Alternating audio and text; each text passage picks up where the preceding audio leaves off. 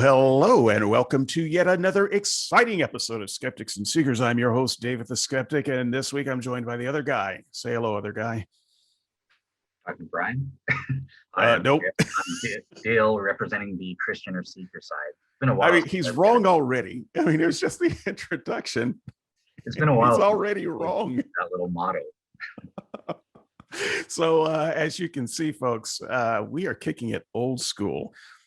Nope, I'm not even bothering to turn the camera on today because we're talking to Dale, and we don't need a camera for this. You don't want to see this. You don't want to see how the sausage is made. You want to hear the sausage. You want to taste the sausage. This analogy has gotten away from me. Dale, we're talking today because we're not talking with you and Val, which was supposed to be today. And then we realized at the last minute we had some scheduling conflicts. And so the Free Will Show will happen on the 26th of June, officially in my off season. So already my off season is going to be starting off on the wrong foot because I will not be off.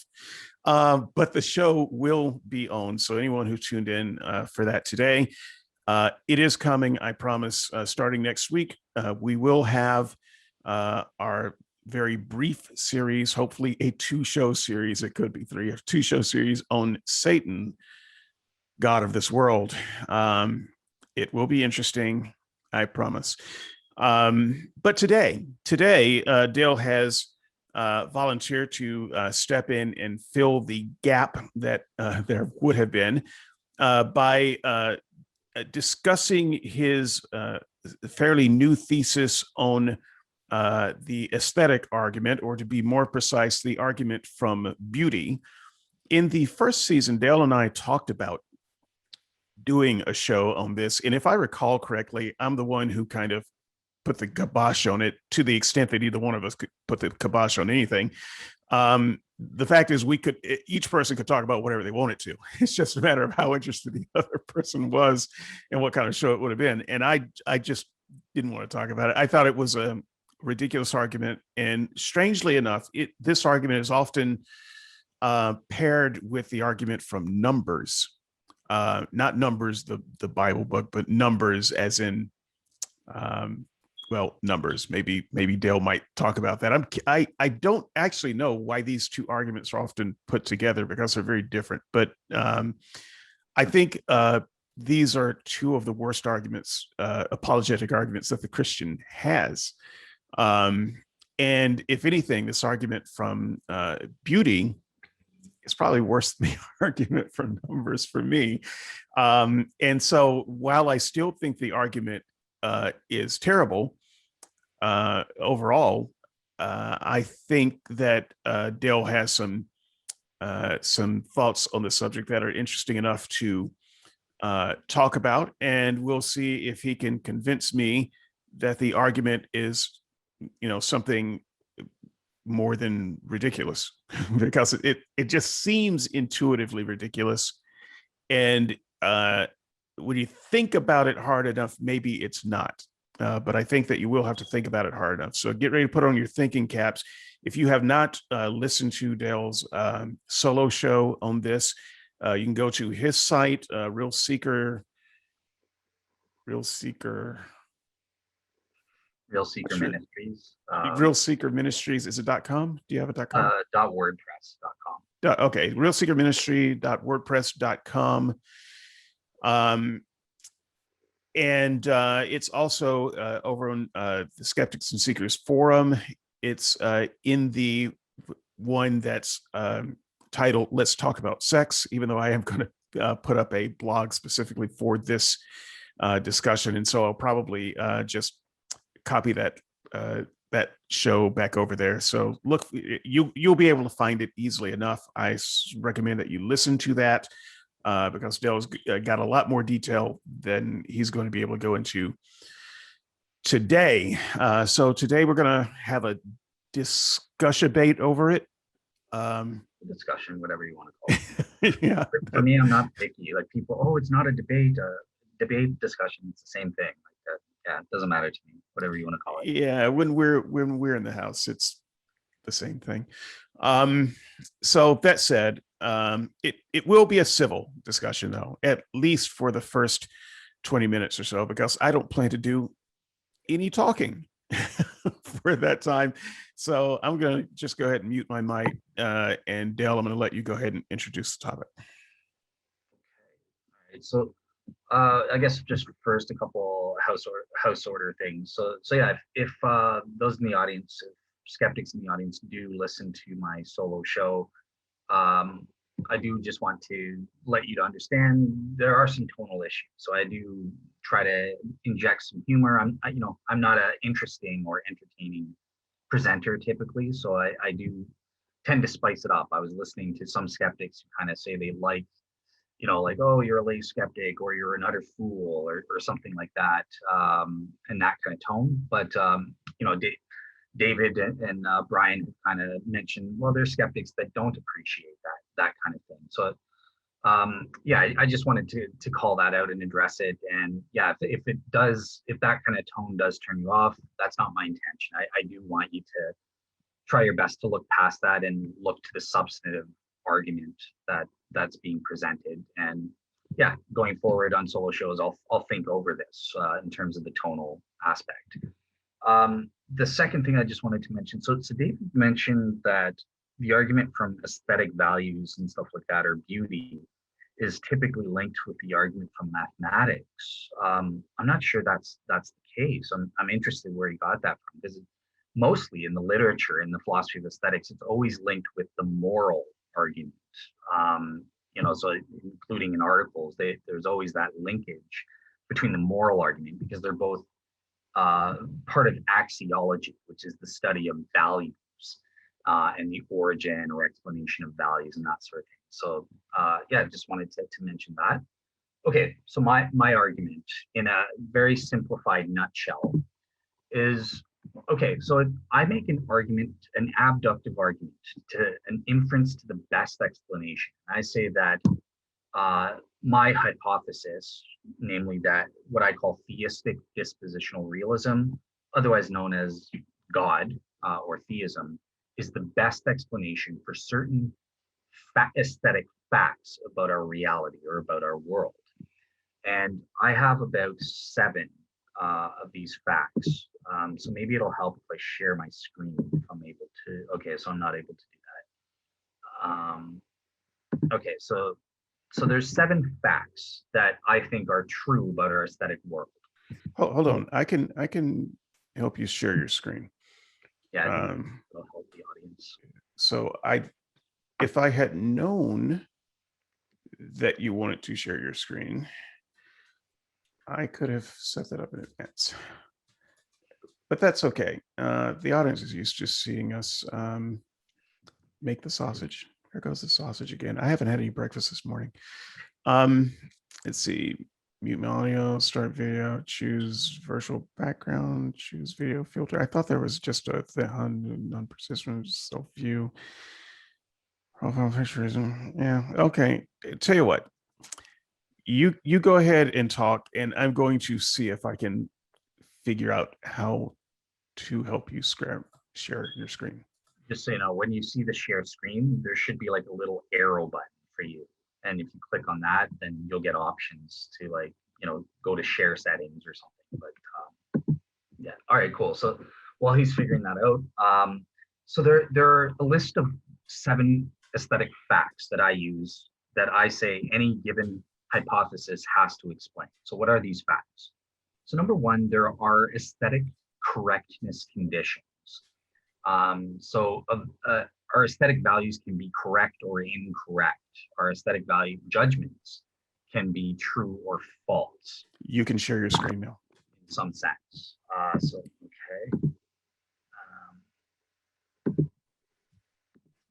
All right, so is that popping up? Yep. Awesome. So yeah, here's number 1, aesthetic correctness conditions kind of thing, as I was saying.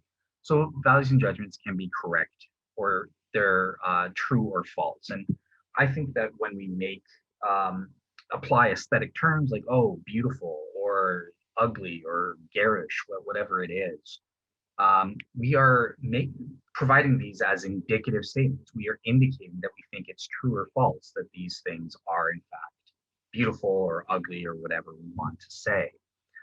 So that's the first feature of our reality. And just to correct this, so it's not, I'm not saying with this feature that it presupposes on what basis they're true or false, right? Because truth or falsity could be relative to individual subjects, or it could be objective based on a property or something like that. I'm just saying that there are these true or false correctness conditions. Number two, we have aesthetic disagreements, and that's an obvious fact, but here I'm saying it's at the level of values as well. It's not just about factual disagreements like, oh, well, how many people are in this painting, or what's the width of this line or something like that. It's we're disagreeing about the value of it itself. Some people think something's beautiful while other people think it's ugly. The third fact is what I call aesthetic refinement.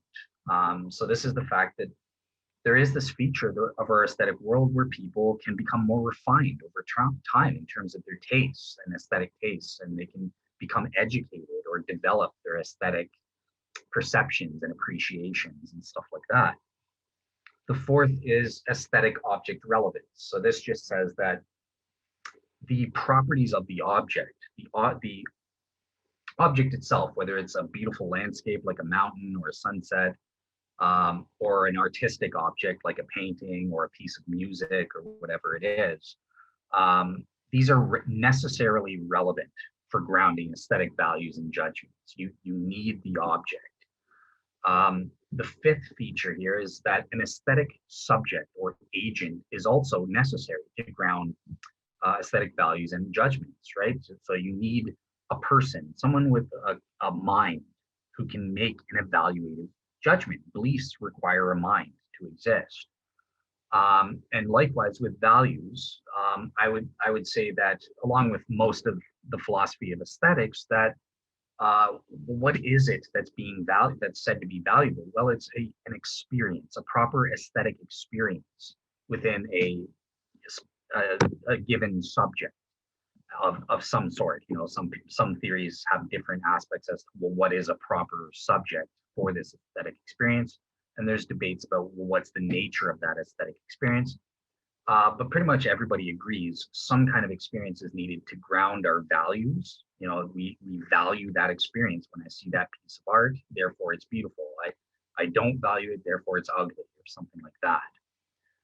The sixth one is, so I included this for a specific theory that I didn't cover in my essay, and that's why I was a little bit shaky. But this was the fact that psychologically speaking, for human beings, moral values are correlated with aesthetic value correlations.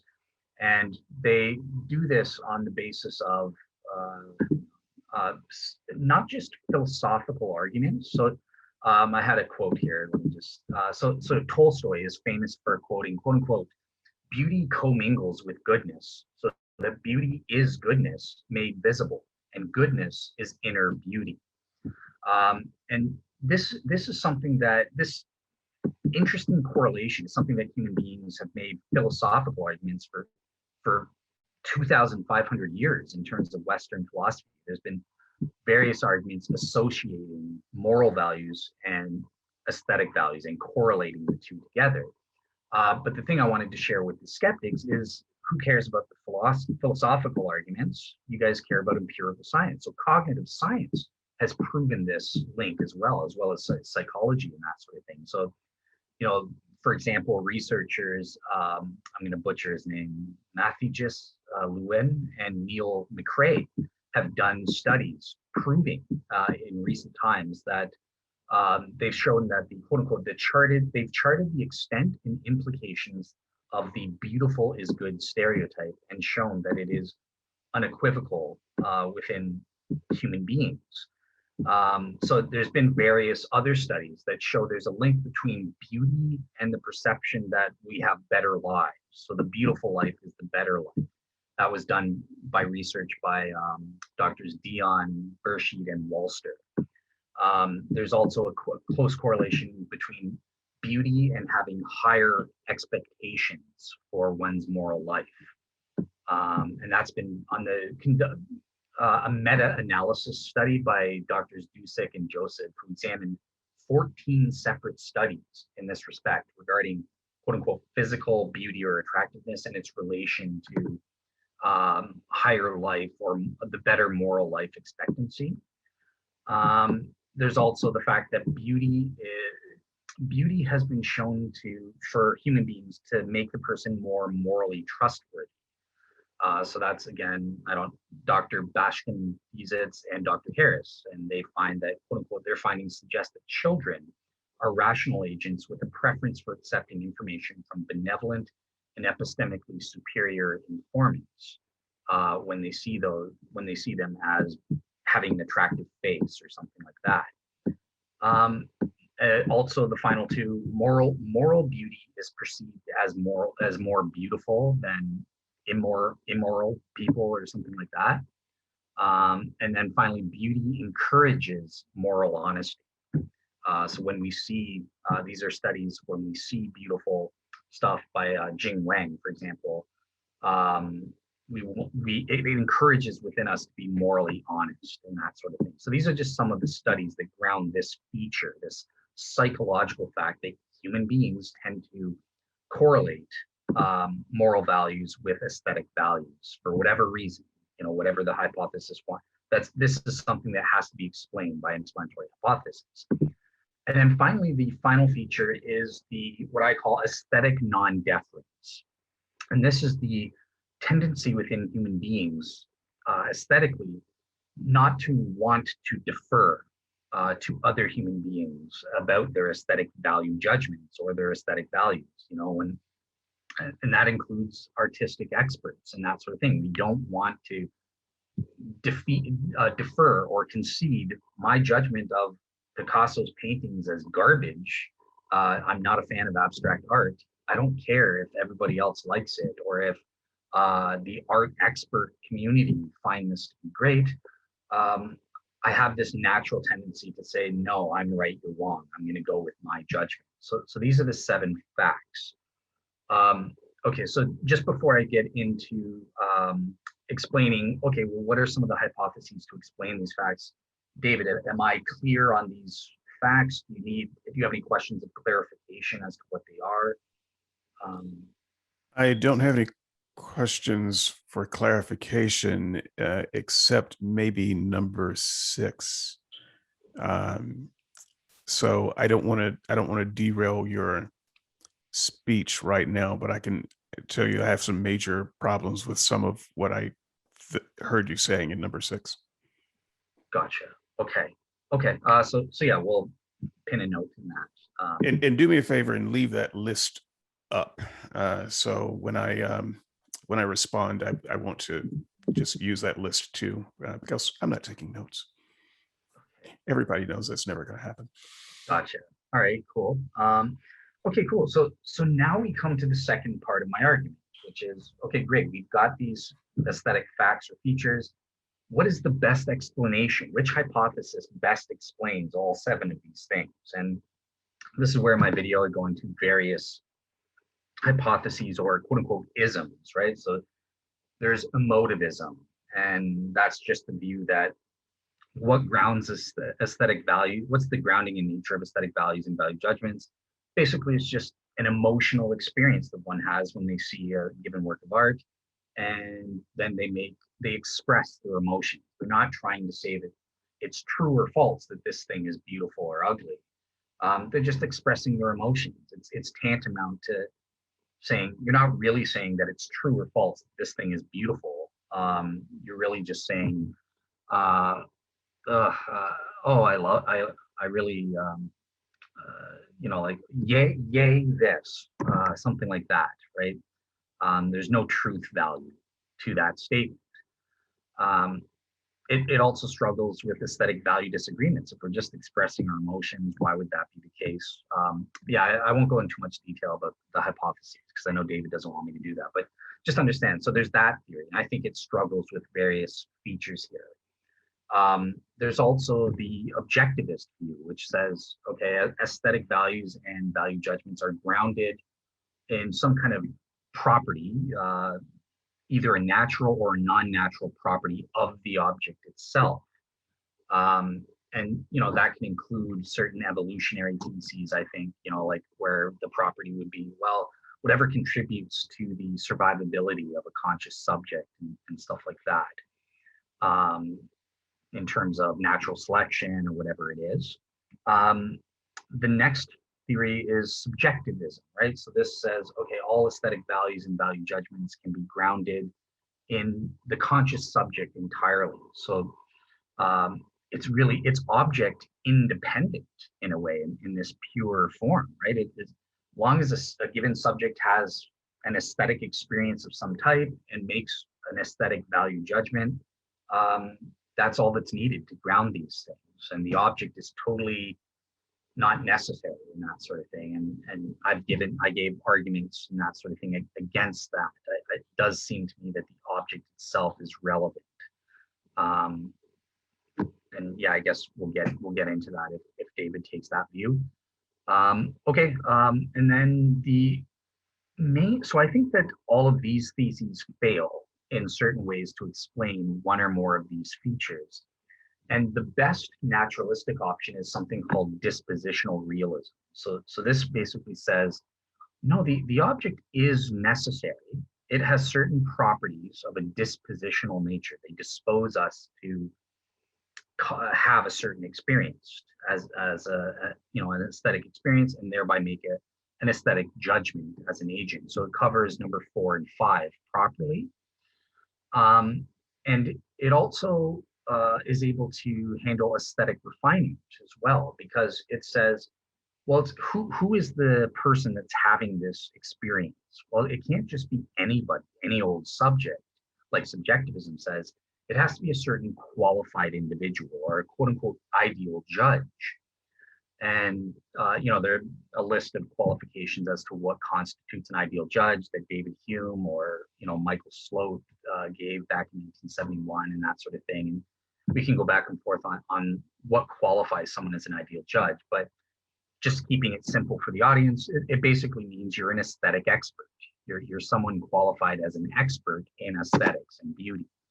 And that means if you have a certain experience and make a certain judgment about something, therefore it's beautiful. And that provides the explanation for the correctness conditions, because you're correct insofar as you agree with the experts, you're incorrect insofar as you disagree with the experts and that sort of thing.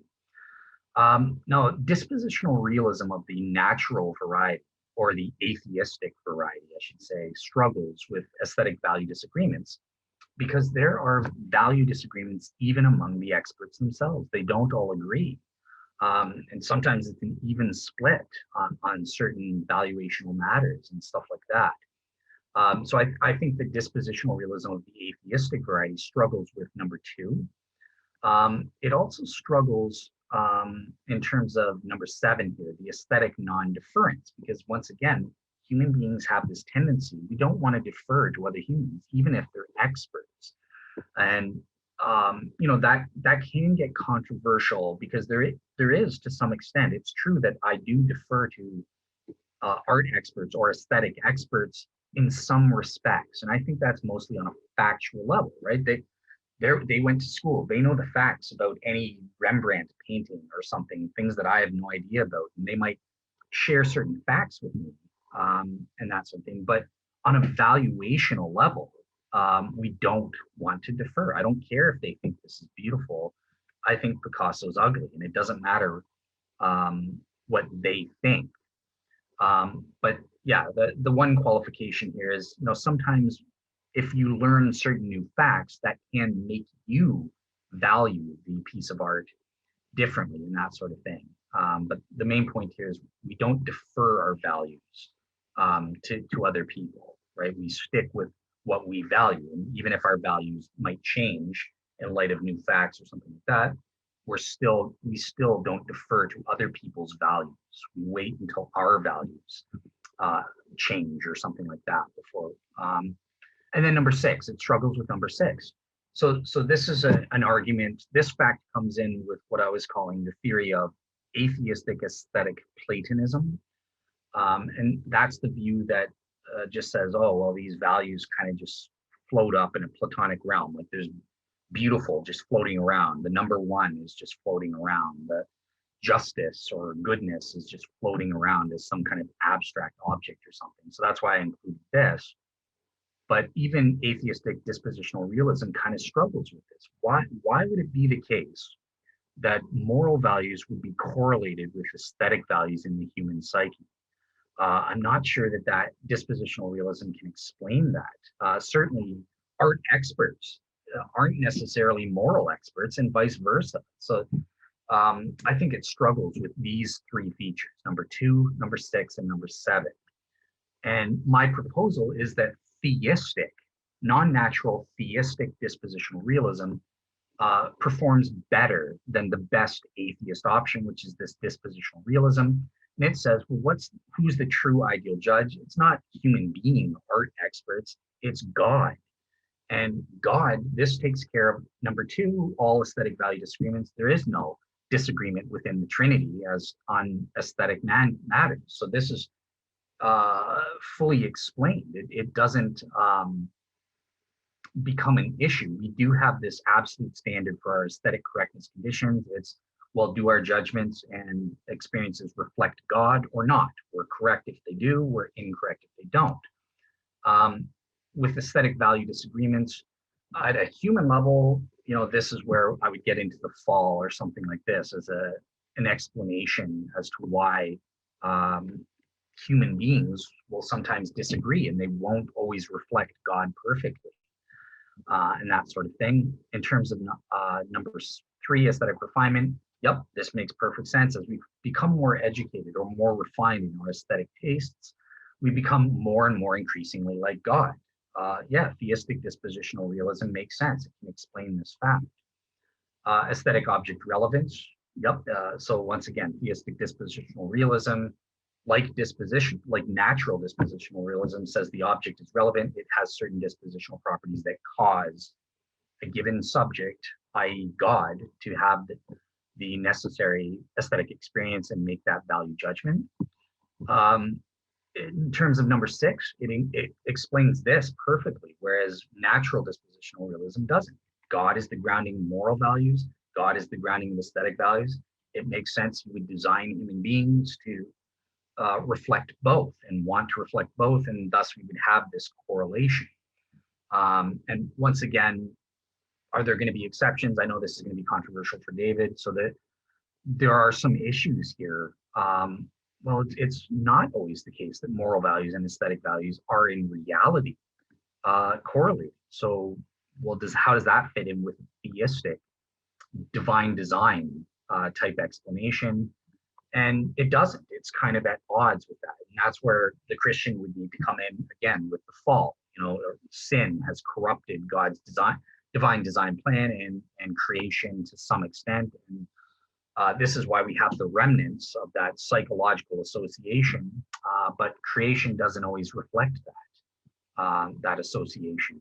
And then finally, aesthetic non-deference. It perfectly explains this. Yeah, I have no desire to defer to any other human, whether they're an art expert or not, in terms of values.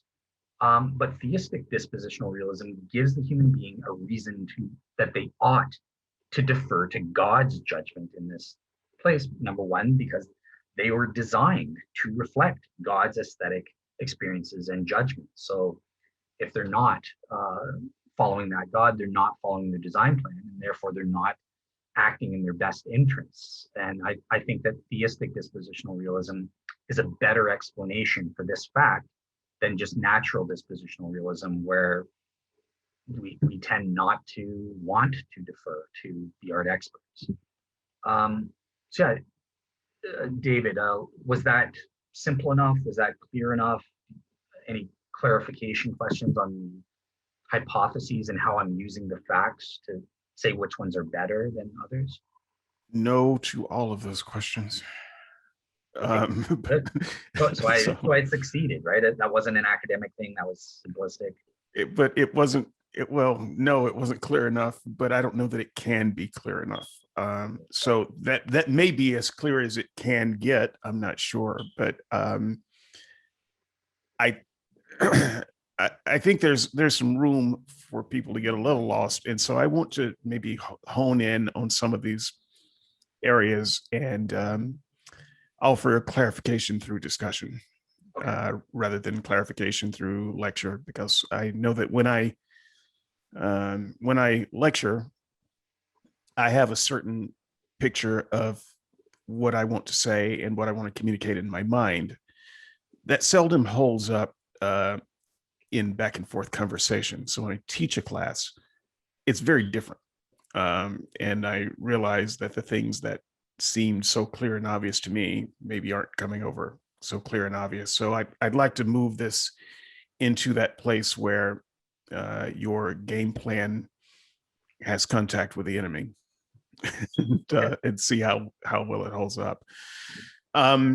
So if I can respond briefly to some of this, I think I'm going to start actually with a question, and it's going to sound like a fairly sarcastic and polemic type question, and it is only partly because I'm also responding to something that you seemed to imply, if not outright say, in your video. And so the question is, does God like or dislike abstract painting? So I don't know. I obviously don't like it. So I'm either correct or incorrect on that front. There is an answer, and I don't know. I would tend to think that I'm probably incorrect, I guess, if I were to lean on that front. But yeah, I don't know is my answer. Okay, so it's important that the people understand why I ask such a off-the-wall question. It's because of this presumption, in fact, this direct declaration that God's aesthetic values should be our aesthetic values. Or if you want to say it the other way around, that probably makes more sense. Our aesthetic values should correspond with God's aesthetic values, but absent any way of knowing God's aesthetic values, that is a declaration without teeth. It is an unfunded mandate, one that cannot be completed, making the entire enterprise moot. Because we simply can't know whether we are moving our aesthetic values closer to God's or not, because we don't have access to God's aesthetic values. Even if you argue that we have some idea of some of what God might find beautiful from special revelation, we simply have that's too small of a set to make a statement that our life goal should be to achieve valuing aesthetically what God values. If we can't know what God values aesthetically, I don't even see the point of making the statement. Okay, so I would respond to that and say that, well, it's not the case that we can't know. We can know. Just because there's an instance where I personally can't know. I'm so corrupted by sin that my aesthetic sense, faculty, just like we have a moral conscience. Well, are you more corrupted than me? So let me finish my answer. Okay. To get to that. So in terms of we have our moral conscience, which gives us direct access to God's moral values and that sort of thing. We similarly have another faculty, which is our aesthetic sense, and you can come up with some fancy Greek word for what the faculty is called or something, and I've seen that in the literature. But and this allows us, we're designed with this faculty to reflect God's thing. So in certain cases we can know, but there are instances for myself, for example, with abstract art, where I'm so corrupted that I can't tell what is correct or not. So technically speaking, I shouldn't make an objective judgment that this is good or bad on specifically on abstract art. And it's similar in the moral sphere, right? Like my moral conscience provides me with knowledge about a lot of moral things.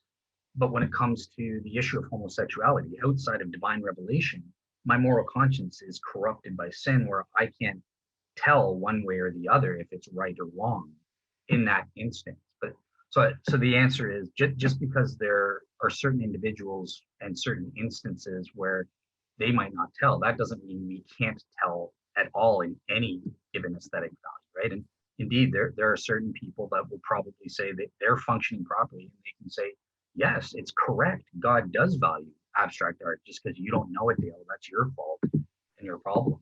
You're screwed up. Okay, I don't understand how that works. So you believe that, and I'm for the moment just speaking about the things that are outside of the realm of direct special revelation, which is the vast majority of stuff. If a person disagrees with you and says, yeah, no, I'm more spiritually attuned than you, or I'm less broken than you, and I know that abstract art is good, therefore God believes that abstract art is aesthetically beautiful. How do you verify that? How do you invalidate that? And how much beauty of God's sense of beauty do you need to reflect before you are acceptable? I mean, what if 90% of your idea of beauty is opposed to God's sense of beauty? What if 90% of your idea of beauty was in line with God's sense of beauty? Is that enough? How do you know if that's enough? What's enough? I mean, you can't, it seems like there are zero ways of actually cashing any of this out in a way that is not ad hoc. So, I have no reason why I should believe that you or anyone else is in tune with God's sense of beauty. And B, when you say, well, where you disagree with God is just because you're broken. Well, how do I know your brokenness doesn't make you more wrong than you think you are? I also have a sense of beauty and aesthetics. And, speaking of the deferment problem, well, why should I defer to you? I don't have any proof that you are more attuned to God's beauty than I am. So you're not really giving us a way of resolving that. And so once again, we have no way of knowing what God's opinion is of anything outside of special revelation. And if you do have a way of resolving that, I would love to hear it.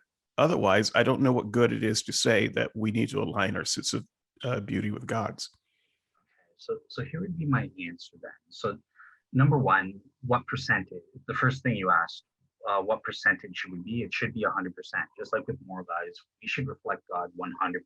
That is sufficient. Anything less than 100% reflection of God is bad to that percentage, right? We are designed to perfectly reflect God. God is the absolute standard of aesthetic goodness, just like he is with moral goodness.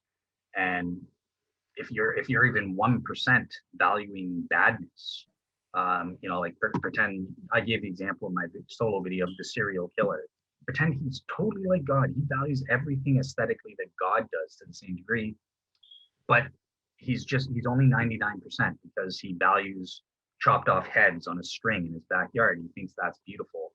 That alone means he's corrupted. That's bad. That's insufficient. He's going against his divine design plan. So I would say we are supposed to be 100%, and the fact that we're not 100% is bad. That's a consequence of the fall.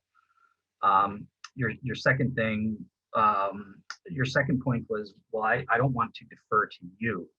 So this theistic dispositional realism hypothesis says, no, you've got to defer to God, right? This aesthetic non-deference says we have the tendency, it's a fact that we don't want to defer to other human beings. So yeah, I'm not asking you to look to me or any other human being.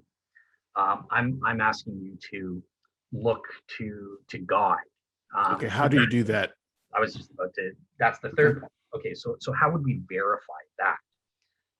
So in my solo video, I kept it simple, and I neglected to mention this aspect of naturalistic dispositional realism, which also applies. It's the same answer with theistic dispositional realism, right? So again, it's given the object has certain dispositional properties. They dispose us to have a certain experience or something like that. For they dispose God to have a certain experience. Human beings are designed to reflect God, so in that way, it would also be disposed to cause us to have this aesthetic experience. So Malcolm Budd is someone that his view was someone that I gave as the best. Like I really followed his understanding. And he says, you have to have this aesthetic experience of the work itself, and he links it to that object. But he says, I disagree with him on this. He says that, well, that's the only way. Look, the only way for you to verify that you're correct or not, that you're in tune with God or not, is for you to take, quote unquote, take in the work of art or the object of beauty and see, does it cause you to have this experience or not? Now, I think that that's incomplete. So dispositional realists like David Hume, for example, he says, well, when this causal conception takes place, you have this aesthetic experience and you make this judgment that it's aesthetically good. This manifests in a verifiable way. So his example was longevity. Good works of art or beauty uh, uh, are preserved and seen as good throughout all of time and across all cultures. So his example was Homer's Iliad or something. This is seen as a great work of fiction, not just for the ancient Greeks, but for the Romans, not just for the ancient Romans, but in the East, in the West. The modern English people like the book and think it's good. So this is, he would say, it gains this verifiable dispositional property where it has longevity. Michael Sloat, he offered another dispositional property that's verifiable that he called unidirectionality. And what that is it just says, well, look, whenever people mature in their aesthetic refinement and that sort of thing, there's this, certain works have this unidirectionality. So examples he gives is, for example, cheap beer, right? No, when people mature, they never go from liking fine wine to preferring cheap beer. It's always, no, they start out with cheap beer and they go in one direction towards preferring fine wine. Same with music, for example. Maybe, people tend to start off liking one kind of music, and then as they mature, unidirectionally, they go on to preferring the orchestra. Let me just cut you off there. I apologize. Did that answer your question? Well, I hear the kind of answer it is, and it doesn't, because if any of that were true, if there was a way to validate whether something truly is beautiful or not, and whether God truly values that as beauty, you would be able to answer the question definitively. Does God like abstract paintings? But you cannot. And so with all of your knowledge of this, with all of your academic research, with all of the papers, with all of the opinions, you still cannot answer that question. And so you're going to have to do better than just citing examples of ways to figure it out. You're going to have to show practically how that works. And what you've shown to me is practically there is no way to know, because you don't know. Well, there would be if a work has the property of being unidirectional or the property of longevity, right? But I'm personally, you're right. I said there's no way for me, and that's because I'm a little bit skeptical that these properties are the exemplification of. Right. I think they're bullshit. Okay. So I would say it's slightly different than you, and I think I can show why every one of those quote unquote properties are that way. Let me jump into a direct rebuttal of some of these statements. Can I say one last thing before you do? Okay. So yeah, I think that we mostly agree. I wouldn't say that these are BS. There might be something to these properties, but I'm skeptical of it. So like Malcolm Budd, for me, the ultimate way is you just got to take in the work and do you have this relevant aesthetic experience, and does that produce within you a properly basic belief to make an evaluative judgment? This is beautiful. And if that's the case, that's the ultimate way that you know, yeah, I'm reflecting God. I've got this properly basic belief that this is beautiful and I've had the relevant aesthetic experience. So you've just got to take it in and see what happens. Okay, so let me just go ahead and start with your number one, and say as a direct rebuttal, there is no such thing as beauty. So I had a couple of ways that I could have started my argument. I decided to start with a question because I think that really stabs at the heart of this, but so does this. And this is where I don't mind angering both sides, and I will see if I can't form a consensus to get closer to where I am. So I'll make the statement again. There is no such thing as beauty. Your number one, aesthetic correctness, conditions, values, and judgments can be correct, true, or erroneous, false. I disagree. They cannot be, because beauty is not a thing. There is no such thing as beauty. And so if you're thinking about like Platonic forms, is it Platonic forms or Aristotelian forms? I think it's Platonic forms. As if every description of a thing had its own idyllic form. This type of thinking is just anachronistic, and wrong-headed. So yes, we can talk about beauty as a description of the way we feel about something, but there is no thing called beauty that exists apart from our feelings about something. And so since it is not, in fact, a thing that exists, it cannot be right or wrong.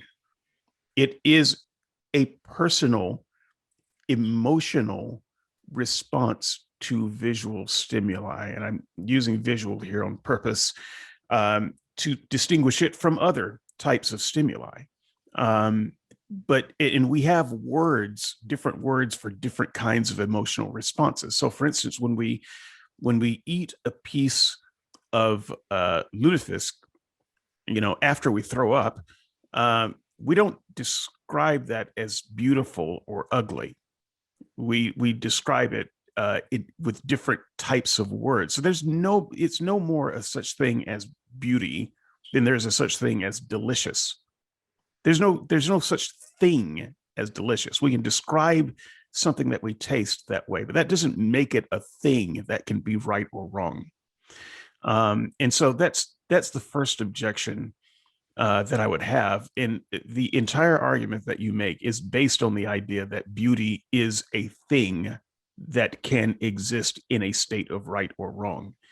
And I think that you would admit that if you were wrong about that, your entire premises fall down. So we disagree at this very fundamental level. You can't begin to build an argument based on beauty being a thing. Your second argument. So let me just write this down. Okay. All right. So I'm going to try to get through this quickly. I'm having a little bit of trouble reading my screen, so I'm going to enlarge this a little bit. All right. Aesthetic value disagreements, valuational, not just factual. Aesthetic value disagreements. What are you saying in number two? I'm sorry. So it's a fact of our world that people have aesthetic value disagreements. They disagree with each other. Yes. Okay. Yeah. All right. Yes. So obviously, I agree with that. Okay. We definitely have aesthetic disagreements. Aesthetic refinement, development, and education. This is one that I want to talk about just a little bit. I disagree with this completely. There is no such thing as aesthetic refinement. So I took music in college for the time that I was there. I was a music major, but I don't really want to talk that much about my college days. But let's say I went to a prominent school with an exceptional program of music and arts. So I naturally took music appreciation courses. I took some architectural appreciation. So I had a number of interests in people who could teach it. And one thing that a teacher of such a course cannot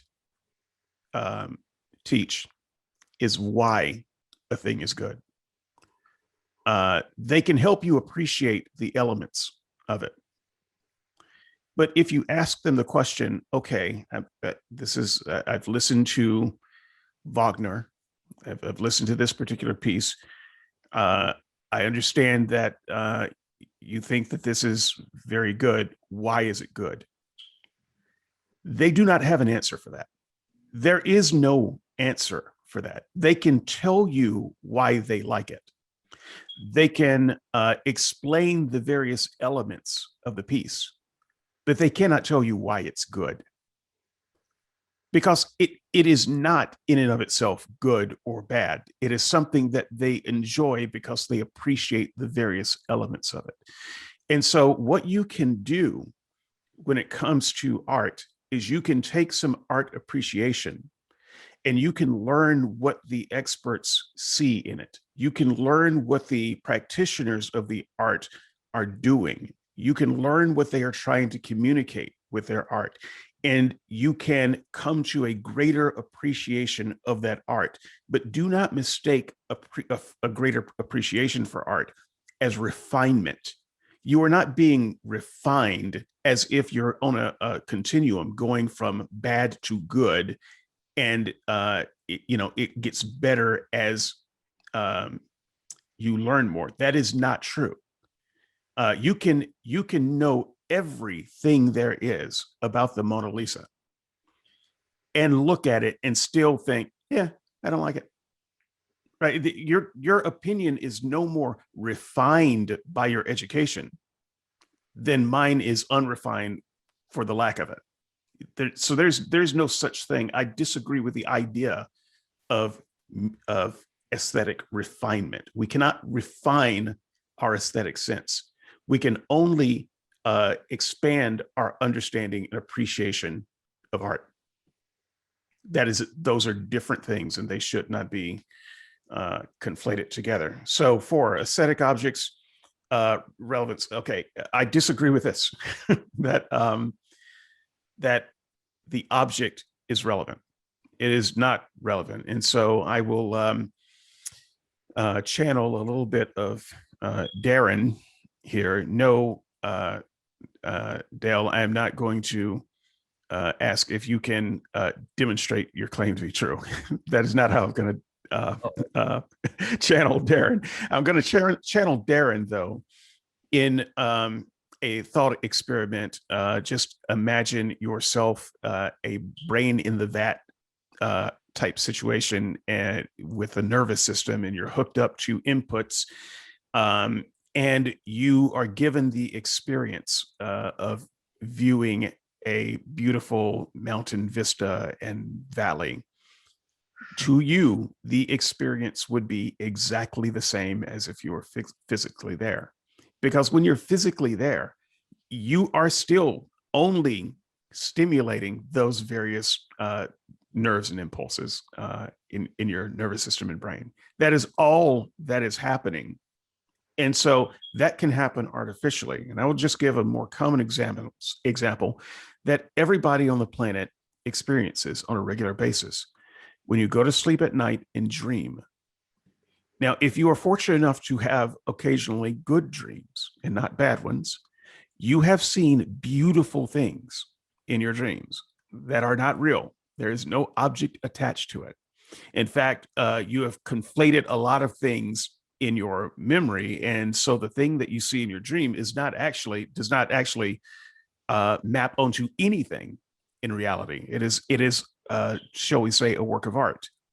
That work of art moves you in your dream the same way an actual object would move you. And so the idea that your aesthetic sensibility requires the object is simply on its face untrue. And we all have experience as to why that is untrue. Moving on to number 5, aesthetic agent needed. A person or a conscious subject is necessary to ground aesthetic values, judgments. Well, yes, granting some other things, if you you understand that I don't believe that there is a such thing as good or bad aesthetics, or that the object is not needed. But that said, I would agree to the extent that I can that a person, a mind, is needed to have an aesthetic judgment, because there is nothing aesthetic about a mountain. It is just a mountain. And because it is an emotional experience that someone has to have of seeing the mountain, you would not say that the mountain is beautiful unless there was someone to see the mountain as beautiful. But if the mountain existed without people there to see it, then it would make no sense to describe it aesthetically.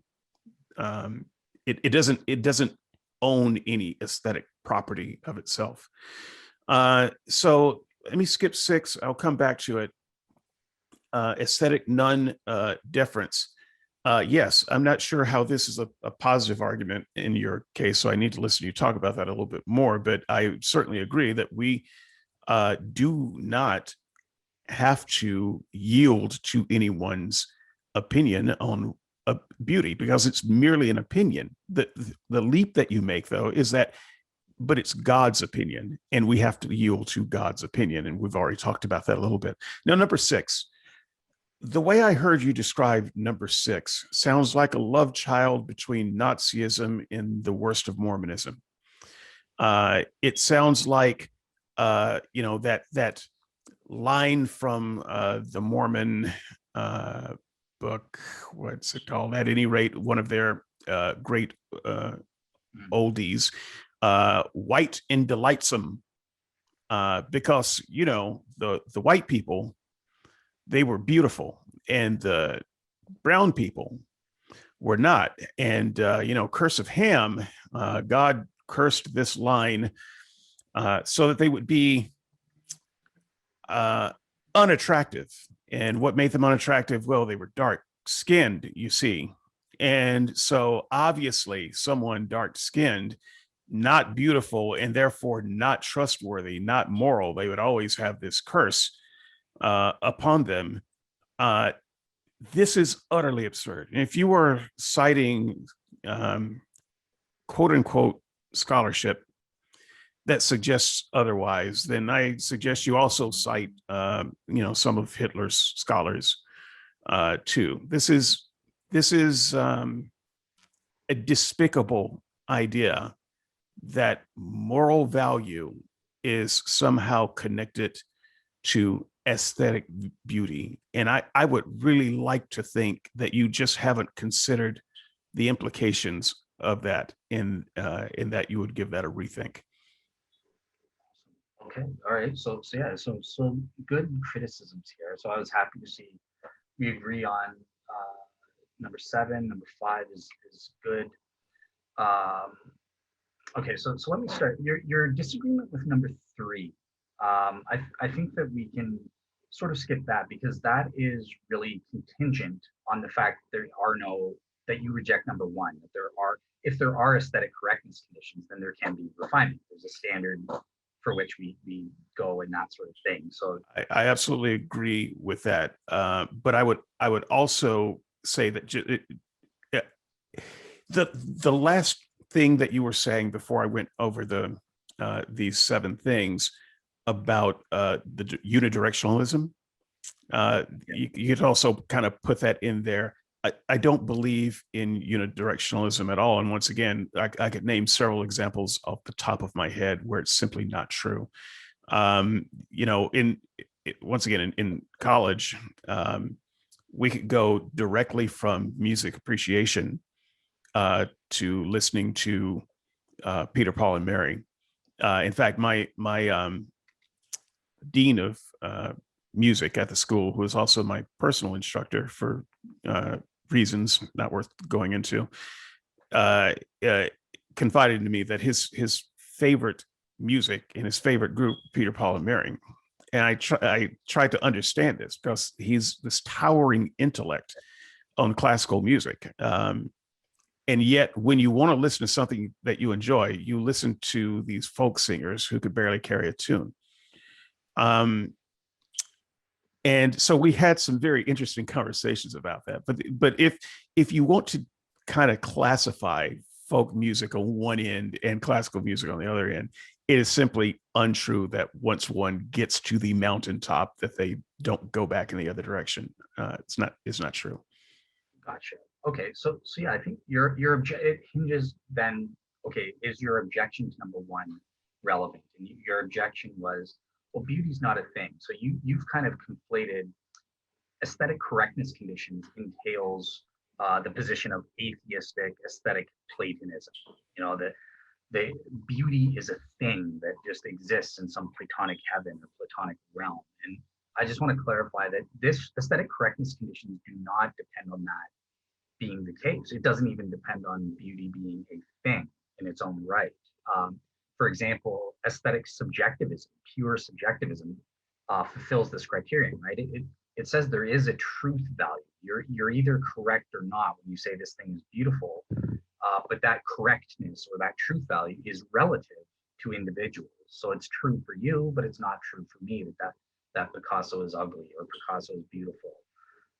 So I just wanted to make sure that you don't conflate aesthetic correctness conditions with beauty having to be some thing that exists in its own right, like some kind of independent existent value. Like even Christians, as a theistic dispositional realist, I don't believe that, right? I argued against the aesthetic Platonism position. I think it's rubbish, just like atheistic moral Platonism is rubbish as well. So yeah, this one really mostly refutes emotivism rather than advocates for some kind of Platonism. You don't have to. Does that make sense? I was just going to say noted. So I was mistaking that, and I withdraw that portion of my objection, and I will note that yes, what I am defending is what you are calling emotivism, and it's not contingent on whether it's some kind of Platonism or not. Okay. All right. Cool. So that's interesting. So you do go for emotivism. Yes, because it's simply not. It's not a thing. It's a description of a thing, and the thing that it describes is our immediate emotional state. So one of the ways I might try to demonstrate this would be, you see a painting, and let's say it's something that you like. It's a rose, and it's amazing detail, and it uses a kind of redness and in its color that's unlike anything that you've seen, and it takes your breath away. And then the painter comes along and says, you know, I use human blood to make that color. Now you see it and you are repulsed by it. Well, what is the aesthetic truth, though, of that painting? Well, it doesn't have any aesthetic truth. It's just how it makes you feel. So one moment, the aesthetic truth of it was that it was beautiful. In the next moment, the aesthetic truth of it is that it was repulsive. They're both the aesthetic truth. Yeah, well, so I think that the first thing to say is that this doesn't fit with terminologically with the way we use aesthetic terms and this kind of linguistic argument. It's obvious that the vast majority of people are trying, not just expressing their emotions when they use aesthetic terms, but they are, or evaluate or convey their evaluative judgments. They are making indicative statements. They're indicating that something's true or false. So that's a bit problematic if you're going to take the emotivist position. And not only that, the emotivist position struggles with number two, which is something you said you fully agreed with. You agreed with number two. So I'm not sure how you would take the emotivist position, because they would have, if it's just emotion, we have an emotional experience that's of a valuable nature, and then we express our emotions in our aesthetic judgments. That would deny that value disagreements in aesthetics would even be possible, because how could you disagree with someone just expressing your emotion? See, to me, that actually sounds like a semantic argument that's kind of meaningless, because here's the thing: when people express their aesthetic value, they are not, in fact, expressing a universal truth. They're simply telling you how they feel. And if you hear it as them expressing a universal truth, the problem is with the way you hear it, not with what they're saying. If I say, I want to show you the most beautiful photograph in the world, it sounds, if you are hear it in a wooden kind of way, like I am making a universal truth that I think this thing is the most beautiful photograph in the world. And what I am really telling you is an emotional truth. This is what made me feel like it was the most beautiful thing I've ever seen. But we say that all the time. That's the most beautiful thing I've ever seen. It's never the same thing twice. Because we're expressing an emotional truth for the moment, and we're sharing that moment. But if you come back to me next week and ask me what the most beautiful picture is I've ever seen, especially if my profession is look at a lot of pictures, it'd be something else. And it may be something that I rejected as the most beautiful thing before.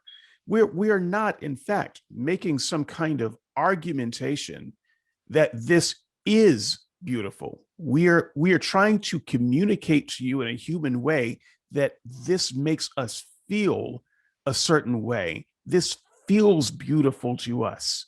That's what we're trying to tell you. And when you evaluate it as some kind of, once again, some kind of hard factual statement, you are missing the entire thing that's being communicated. Yeah, I would just fundamentally disagree with that, and I would just caution again your words that there is a universal truth. Now you're right with respect to me, because I take a theistic dispositional realism. So I would argue that this truth value or correctness conditions are universal, but that's not necessarily the case, right? If you're going for a motivist, subjectivist would also say that there is a relative truth. My statements have a truth value, and it's relative to me. So I think that most of us are trying to convey truths. Yes, but once again, you're misunderstanding the truth that's being conveyed. The truth value that I am conveying when I say this is beautiful is the truth of how I feel about it. And I think you're having trouble understanding this feeling part of it. It's the truth of how I feel about it. I am telling you. Now, if I looked at something and I found it repulsive and I said it was beautiful, I would be lying, because there is a truth value here. And the truth value is I find it repulsive. But the truth value is not that it is repulsive. It is that I feel it is repulsive to me right now. In the same way that the truth value of you looking at a painting made of blood is true when you say it is beautiful, and it is also true when you say it's repulsive. The only difference is how you feel about it, though, at any given moment. That's the truth being conveyed. Gotcha. Okay, so in that case, then you would not go for the emotivist position, because the emotivist was basically just playing semantical games.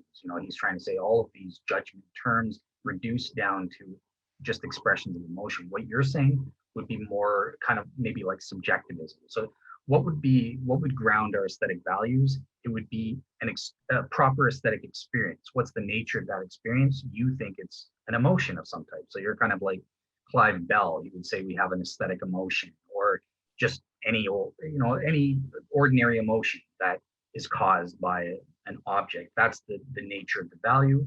And then we convey our evaluational judgment on a subjective level. Hey, I feel this way, therefore it's true for me that this is beautiful, or something like that. So that's actually a subjectivist.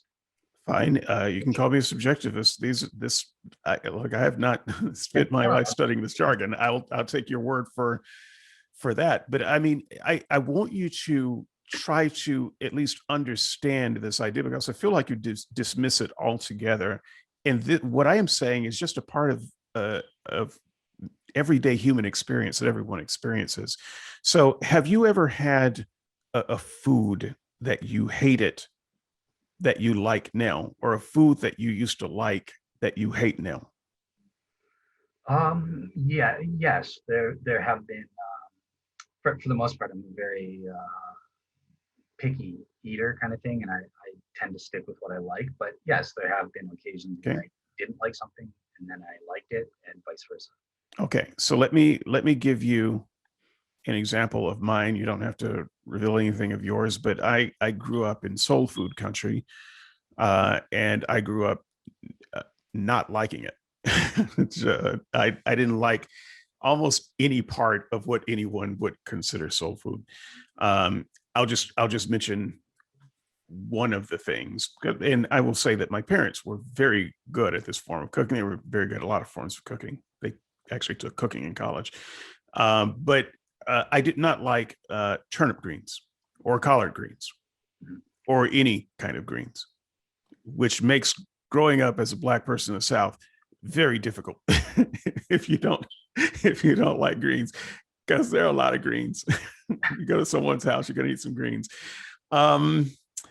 So I also didn't like cornbread. So my food choices are way down. Peas, no kind of peas. Sorry, black-eyed peas, forget it. So my menu of choices, and this is true, I often only had, maybe one thing in a feast of things, or my parents would make something special for me because they knew I wasn't going to eat it. It didn't matter how hungry I was.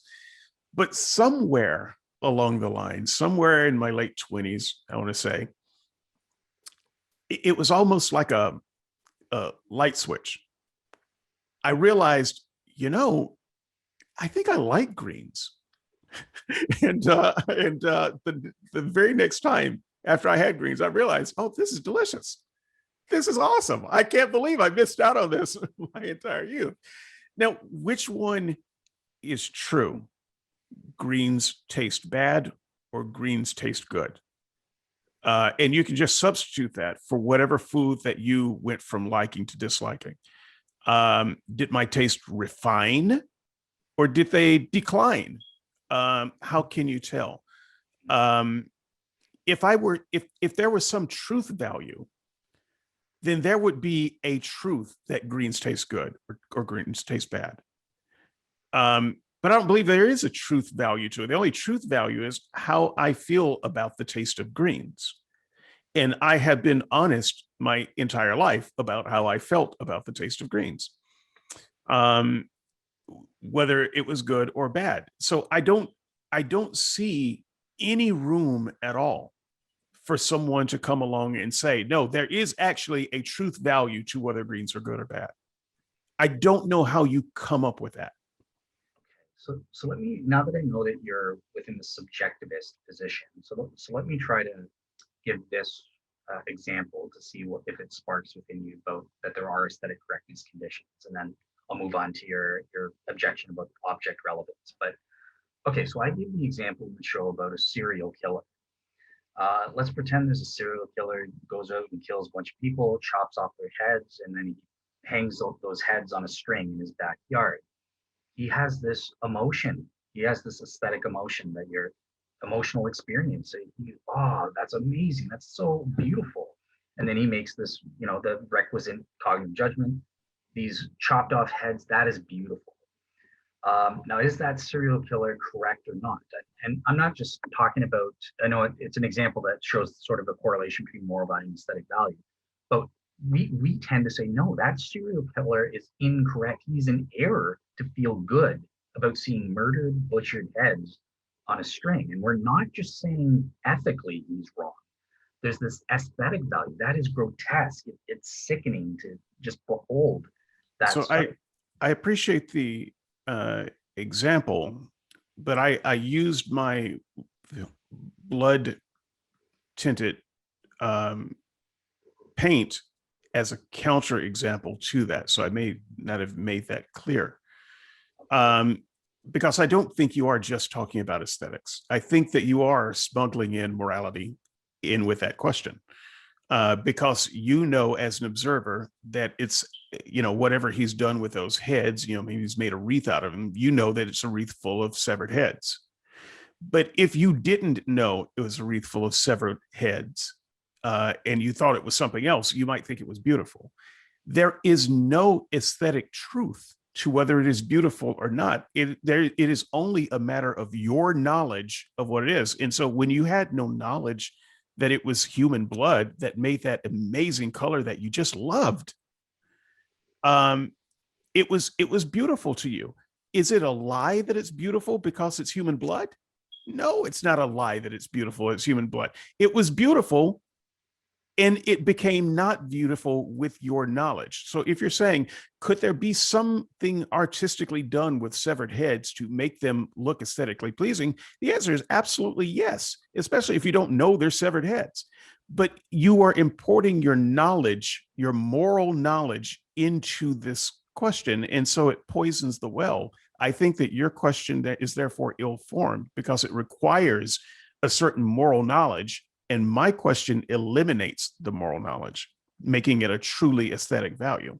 See, so I think that's fundamentally mistaken too. So in the first place, you are in the majority on this notion of trying to separate out aesthetic values from other factual or ethical considerations. And I think that that's wrong. So for example, I linked to Monroe Beardsley, and he would agree fully with you. And a lot of philosophers of aesthetics, when they're talking about the nature of the aesthetic experience, they want to divorce it from all the other historical and moral considerations. I agree with Malcolm Budd. I mention him a lot because I really, there's things I disagree with him. Like he believes in intersubjectivity.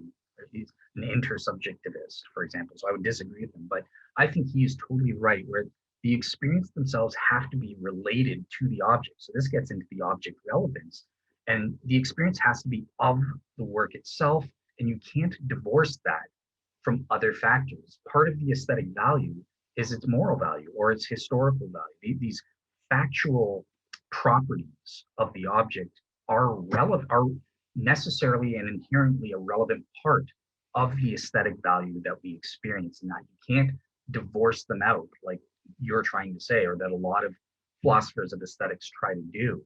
I think that that's a mistake. So I would reject that aspect. And I also think that what you're saying kind of hints at the fact that, well, the properties, factual knowledge of the properties of the object is relevant to my aesthetic value. Before I know that those are severed heads. It's not aesthetic value anymore. You're not evaluating aesthetic value anymore when you factor in other things. You said when you started this example that you're just talking about the aesthetics, but you show in the example that you're not just talking about the aesthetics. You are talking about something else. You are talking about moral repugnance. And if you just want to talk about aesthetics, you do have to, even if you believe that these things are connected somehow, you have to bring up an experiment that, at least in a thought experiment kind of way, separates them out so that you're just talking about aesthetics. And what you're really telling me is you can't just talk about aesthetics. And so I have proven that wrong with my example of the blood painting. You can look at something that would otherwise be morally repulsive and find it aesthetically pleasing when all you know about it is that it's paint. But once you know more, then you're factoring in moral objection, and now you've poisoned the well. You're not talking about aesthetics. Everyone, by the way, this is a real experience that a lot of people have had. So once again, I'm speaking in practical terms.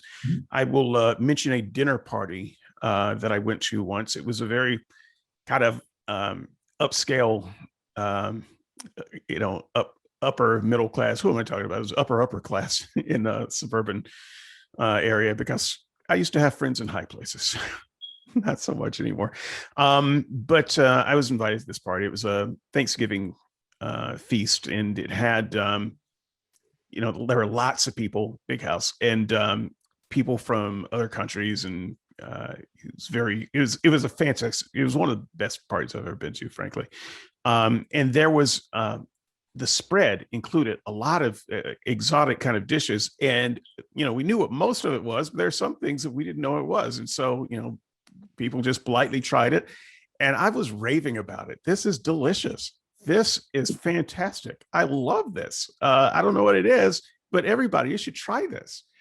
And someone told me it's brains, and I put it down. I set my plate aside, and I just told them, quite honestly, I don't like this anymore. I don't like. I'm trying. I have the knowledge of what it is now, and I can't get it down. It's suddenly not good to me at all. And it was a formative experience for me, because I've never went from love to hate that fast on a thing based on one piece of information. But the information is what I was judging, not the aesthetic of what I was judging. And so when I was merely judging the aesthetic, it was good. But when I added other information to evaluate, then it was bad. And what made it bad? It wasn't the taste, it was the information. Right. So I think that's right. Like I do think that the factual or not, I think that the non-aesthetic aspects of a work are relevant, and they my argument is that they can inherently impact upon the aesthetic value of a work. So in your example, the aesthetic value decreased itself, right? It wasn't just that you had the same aesthetic value.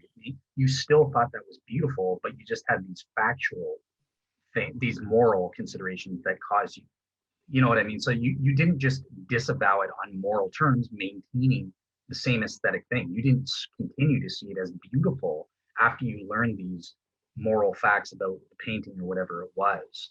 In your example, the aesthetic value itself was altered, was diminished upon learning of these new facts. So that's my point, is that these other considerations impact on the aesthetic value itself. And it's not impacting the aesthetics.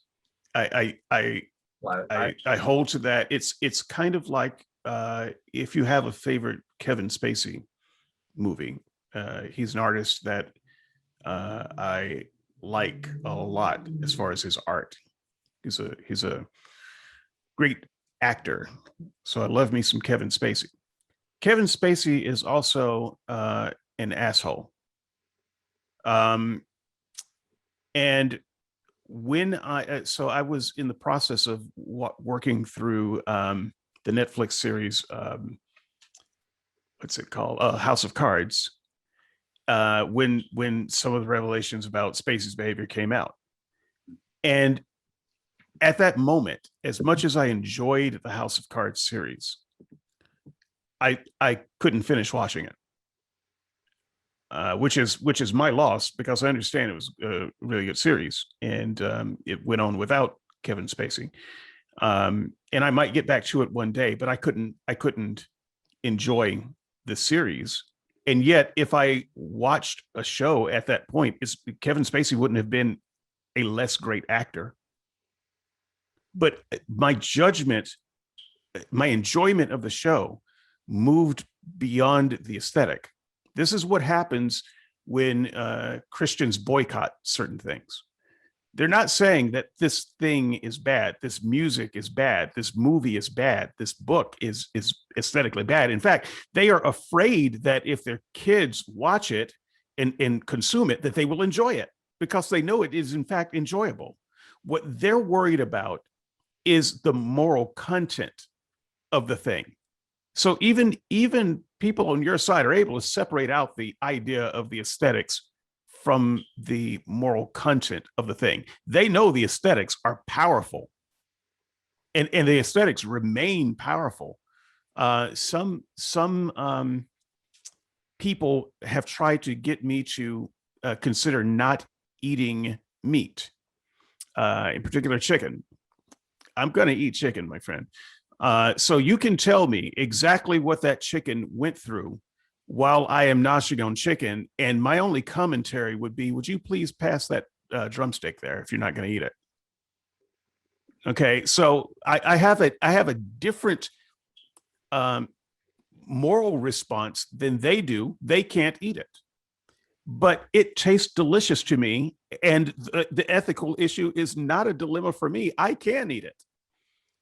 Gotcha. So we can in fact have a conversation, if you were willing, that separates the aesthetic from the other informational value that's in there. But your argument is kind of dependent on that other informational value, and I think that's a bogus way to conduct an aesthetic evaluation.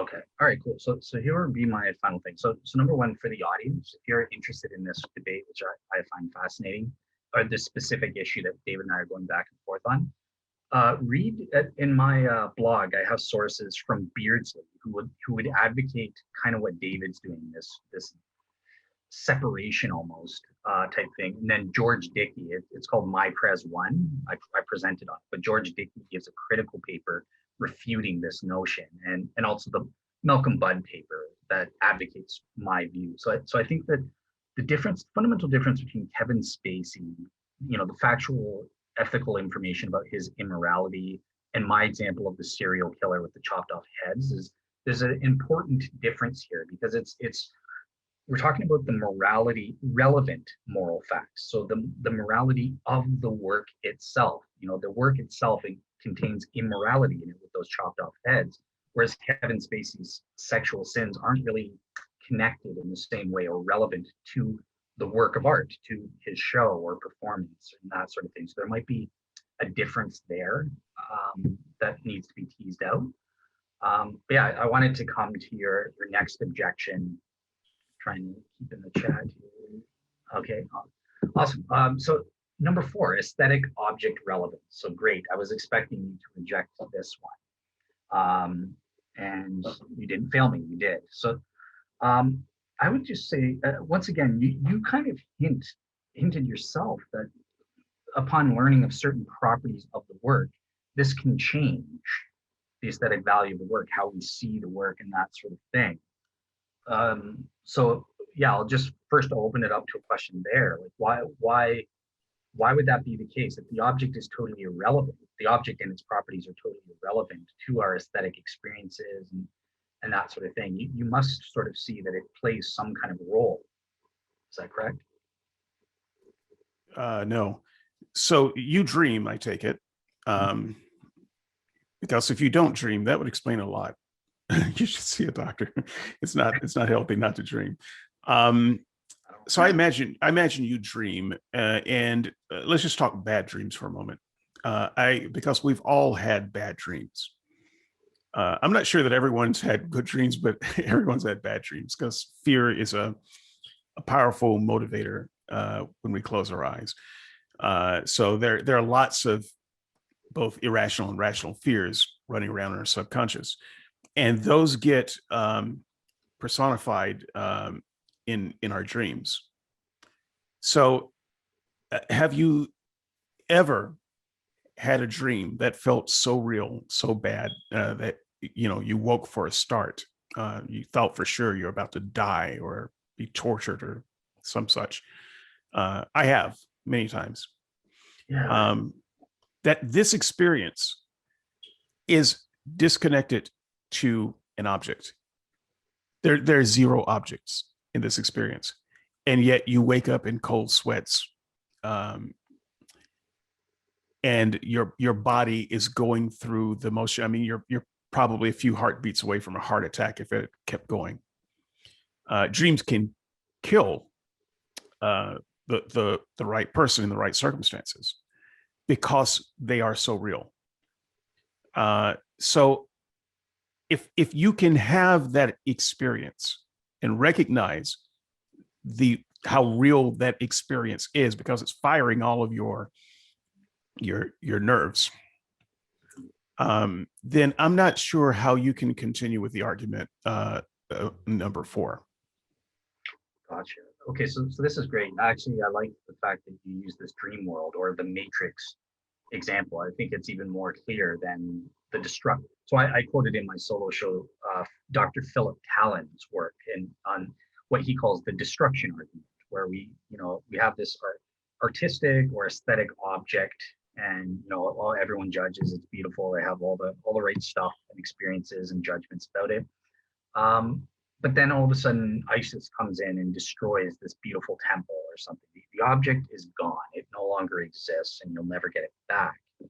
But then let's say we can take a drug that will make us hallucinate this thing. So in the same vein, an even better example is David's dream world or the Matrix. Let's pretend we're looking at this same temple. We have the option of plugging into the Matrix and seeing, oh, the temple's restored. All of its properties are seemingly the exact same as the original object and that sort of thing. And the argument says that, well, is that enough? And I think successfully argues it's not. There's a diminishment of aesthetic value when we're not having the original real object. And that's just displayed in, most people, I think, have this general tendency to see a diminishment of the value of living in a dream world or the Matrix or something compared to living in the real world. There is no, they don't. I know that you don't, but no, they don't. Nobody does. No. What I think you're mistaken. You're mistaking two states. In your waking state, your dreams seem frivolous and obvious. In your dreaming state, anything else seems frivolous and obvious. It depends on which state you're in, because most of the time in your dream state, you're not aware that you're dreaming. You're just aware that you're living. And so it only becomes a point of comparison when you're in the other state.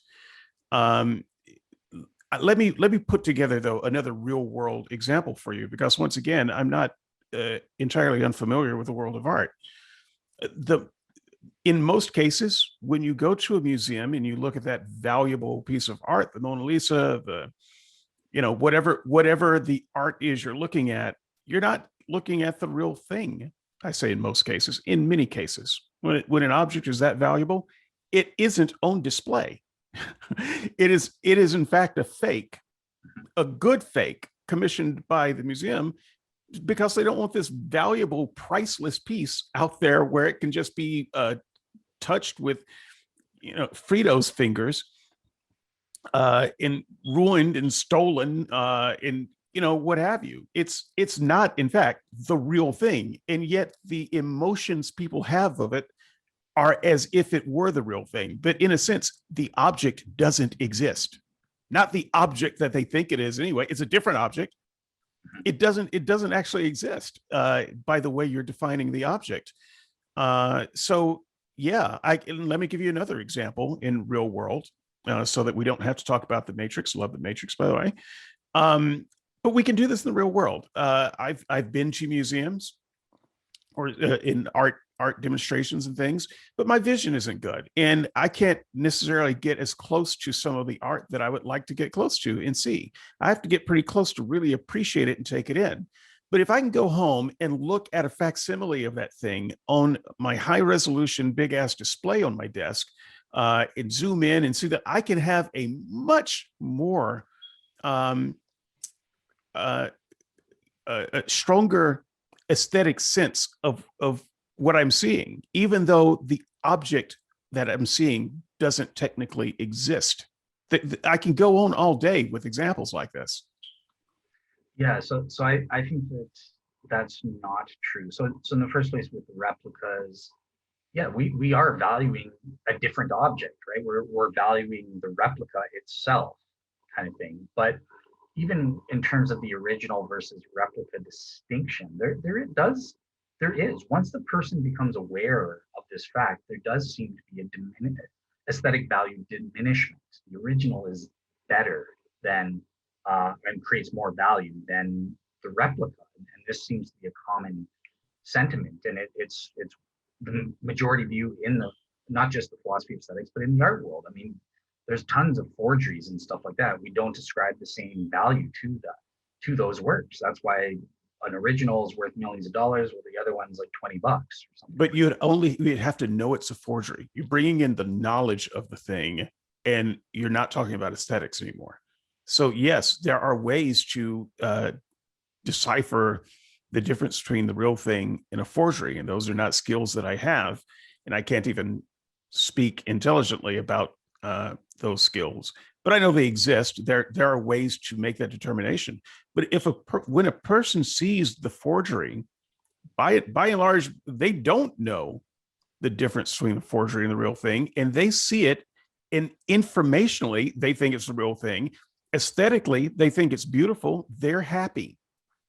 They're happy. And the only time they would be unhappy is if someone came along and showed them that it was a forgery. So once again, we're not talking about aesthetics anymore, though. We're talking about some added piece of knowledge. Now they've been duped. That's a different thing that carries a negative emotion that they will feel every time they look at it. But you're kind of describing that as an aesthetic. No, the only aesthetic that matters is the aesthetic that they genuinely felt when they saw it. It's not the thing that they felt when they knew other information about it. Yeah, so we're kind of going back to what we were discussing before. Apologies, but I mean that's kind of where your example took me, though. Yeah, no, it's good because it's highlighting. Look, there's this fundamental difference where I think that the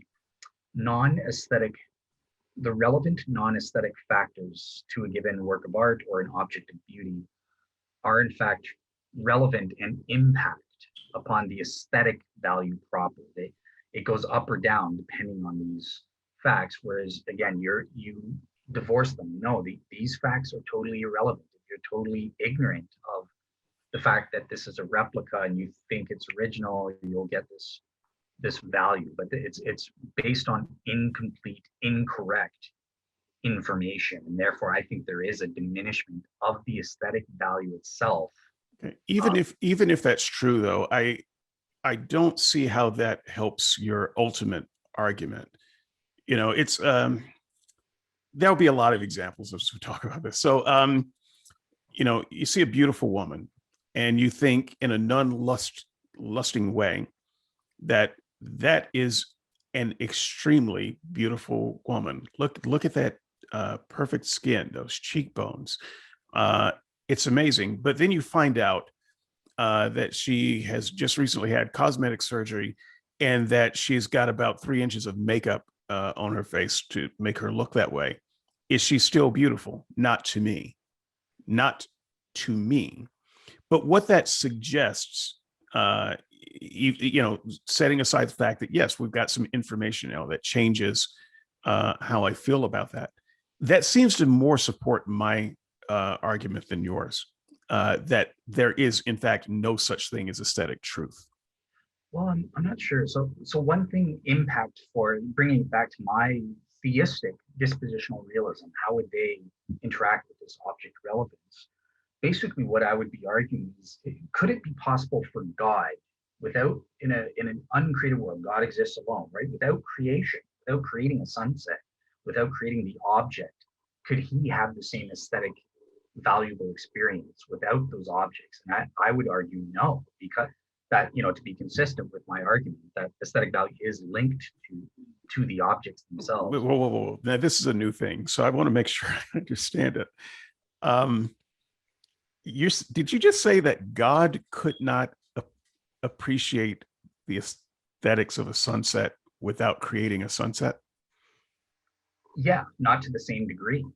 So his mind is insufficient to create the same emotion in him as if he then externalizes it and looks at it from an external point of view. Yeah, You're this is what you want to go with because yeah, okay. experiential knowledge and phenomenology is an important You aspect. realize you don't have to go here though. I mean, you're talking about God as a Christian. I mean, you said to be consistent, but honestly, I would not beat you up over this. I think this is almost inconsistent what you're doing.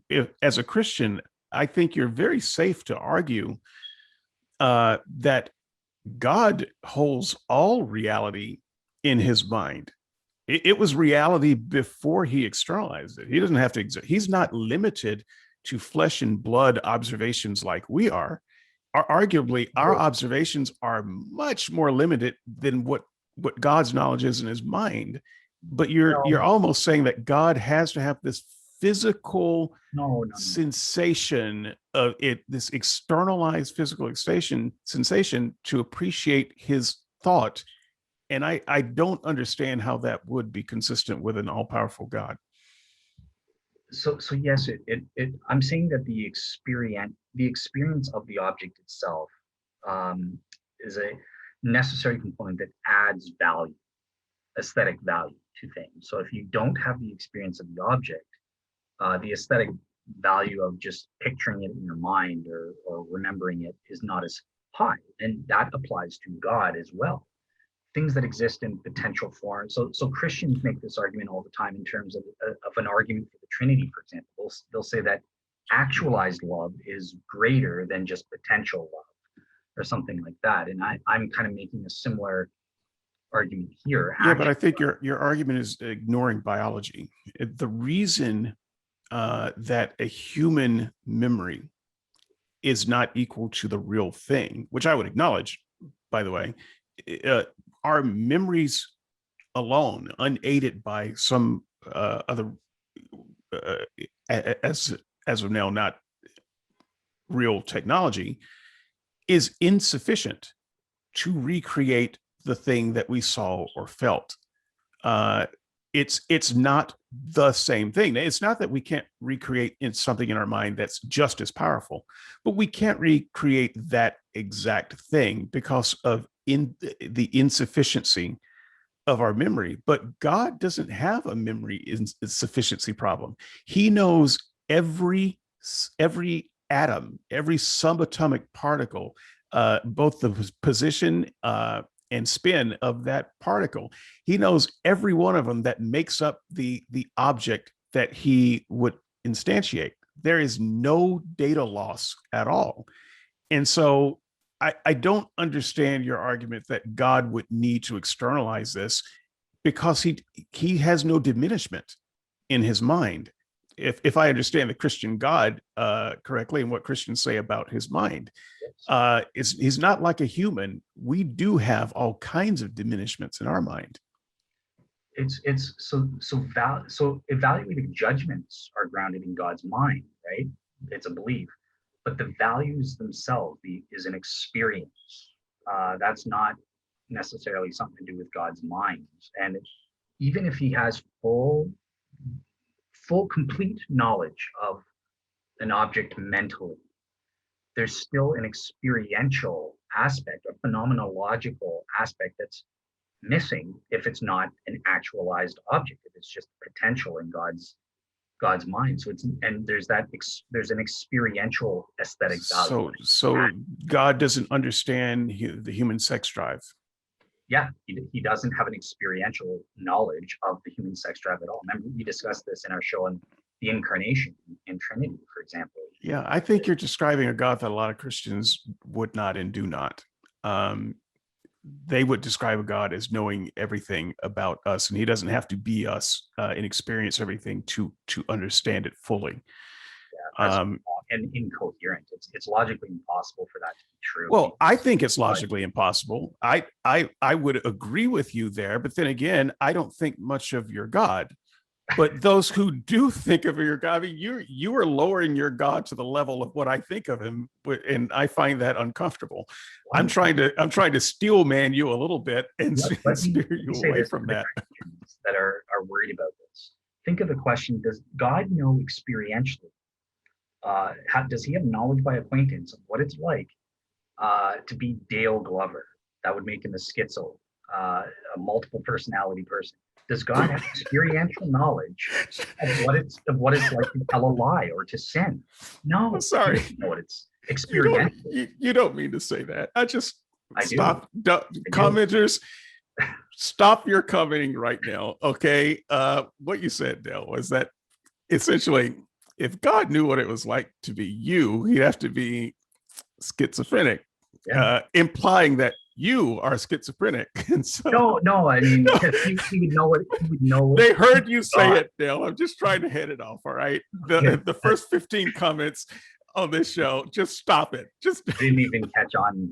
Okay, yeah, I can see it being taken that way. But no, because he would know he is Dale and he would know he is God. And that's two multiple personalities. That can't be true. Or think of it this way: does God know what it's experientially? Does he know what it's like to be a sinner? Of course, no Christian would say no. God never sins. He has no experience of sinning like human beings do. And he also has no experience of temptation. He has no experience of what it's like to live in our skin in the environment that he created for us. And so he has no right to judge us. Well, he does have experience of temptation through Jesus. I mean, not real temptation. Honestly, Satan, please come tempt me with taking over the world. Well, I love that temptation. Bring it. No, I get actual real temptations, Dale. You have real temptations too. In my I know that some Christians come on as Superman, but that's just not what the Bible says. He was really tempted in every single way. Never lusted, because God doesn't know what it's like to be in my skin. Doesn't know what it's like to be in your skin. He doesn't know what it's like, for instance, to be mentally ill. He doesn't know what it's like to be clinically depressed. He has no right to fiddle with us since he doesn't know any of this. This is the logical follow-on to your position. I'm happy that you're making it because it makes me look good and makes your God look like the ass that I think he is. But it's not the argument that you would want to make as a Christian. Well, and I seriously hope that some Christians comment on this and just be honest, for Pete's sake. Well, it's getting into, we discussed it, we're a little bit off topic, but like just we are. I acknowledge that. Just to respond to this is, remember, we in the show on the Trinity, me, you, and Andrew, I gave this example that just refutes this notion that God can't judge us unless he knows he has experiential or knowledge by acquaintance of sin. He can't judge sin. And I said, well, that's like a human judge saying, well, I can't judge this rapist. I've never raped a girl. I have no knowledge of what that's like, so I can't pronounce you guilty. Like until I've raped someone or raped her or something like that, then I'll understand, then I can judge you. No, that's ridiculous. Propositional knowledge is a sufficient basis to provide judgment. Sure. So let's ignore number 7. I want to hear you respond to my response to number 6, because I love this one. Yeah. This is where I want you to have some redemption. I really do, because honestly, I think the first 15 comments will be about this one. And so you have heard my objection here, and so I would like you to set the record straight. Yeah, I had a great response, but I just wrote notes, so I'm forgetting. I had like a witty line to refute this, but so I guess just trying to remember anything. It's you're getting confused here, right? So it's true that Nazis would judge, oh well, whiteness is beautiful, blackness is ugly, and therefore associate that with moral value. But that's just a mistake, right? We have these aesthetic correctness conditions, according to me. I know you dispute that, but I can just easily say no, that it's an incorrect judgment to value whiteness of skin versus blackness of skin. Both are aesthetically valuable and beautiful. The Okay, color, let's just jump straight to something though okay. that's not semantic. Elephantism. What is that? What is the disease that the Elephant Man had? Do you remember the Elephant Man? Did you ever see that? Oh, yeah, Um, Hollywood did a great job at the portrayal. It was grotesque. I couldn't watch. And to this day, I have trouble looking at someone with a horrendous bodily disfigurement. It does not compute for me. It's like one of those abstract paintings where the eyes are where the cheeks should be or something like that. It's very challenging for me, and I don't mind admitting that. Would you say that the Elephant Man was aesthetically beautiful? no, I wouldn't. Okay, so would you associate that someone who had that kind of disfigurement would therefore there would be some kind of moral implication, um, since they are not beautiful, they also couldn't be completely moral? So no, in terms of, well, yes. So in a indirect Ouch. way, because it's evidence of the fall, and everyone if he wasn't a sinner, he wouldn't have. This is going to sound wrong. So I'm not giving a sufficient condition that, oh, you're a sinner, you'll look like that, as though he's worse than us. I'm saying in general, sin has infected every single human being. Okay, so And what about someone who looks like Brad Pitt standing next to someone who looks like the Elephant Man? Can you make any moral judgment that one is more trustworthy than the other? No. But I'm just saying, so how would I define moral and aesthetic beauty? It's aesthetic beauty in terms of the human appearance or something like that is conformity to God's design plan, right? So the reason Elephant Man is ugly, aesthetically ugly in his appearance, is he's diseased. He's got this problem as a result of sin through no moral fault of his own. It's just he was born that way. But because of the curse of sin, creation is screwed up. So some people luck out, others don't, in terms of their aesthetic experience, and other people divert from God's designed plan to varying degrees. Right? Some people are affected differently. Their Brad Pitt's moral conscience may be hideous and ugly compared to Elephant Man, who's physically ugly, but is a golden, is a relatively good guy, and beautiful on the inside in terms of his moral character and stuff like that. So sin affects people differently. There are different effects that it takes as it. Okay, so I just want to be clear. I feel like, because what you said and what you argued when you initially got here is slightly different than what you seem to be saying now. Is there any way to judge moral content by aesthetic features? Okay. Is there any connection between those two things? Because you were making the case that that there is great research that that we trust people we trust pretty people, basically, and we don't trust ugly people. And it seemed like you were backing that idea. So yes, okay, so let me state it this way. So my fact here doesn't necessarily speak about the ontology of the situation, but whether it's true that moral values are in reality correlated to aesthetic value. I was just giving the psychological fact that for human beings, for whatever reason, we have this association. Okay, if you're not saying it's ontologically true, then I don't see the value of the observation at all. Well, let me get there. Okay, so we have this psychological fact, and then we ask, okay, well, what explains it? And my theistic dispositional realism hypothesis would say, well, what explains that is because it is in fact ontological. God designed the universe and designed human minds for moral values and aesthetic values to be correlated. That's why we have beautiful sunsets and, oh, it's so amazing. it's good and stuff like that. But due to sin, there are obvious exceptions. Like you just gave the example of comparing Elephant Man and Brad Pitt, and we're assuming Brad Pitt's an arsehole, and that Elephant Man is a good guy, morally good guy, or something like that. So there's obvious counter examples that it becomes problematic because there's corruption in through the fall and that sort of thing. So we have to admit that there are these counter examples. I think that this is probably, when it comes to the ontological question, this is the most problematic fact for the theistic hypothesis kind of thing. But I think the Christian has the fears when discussing ontological.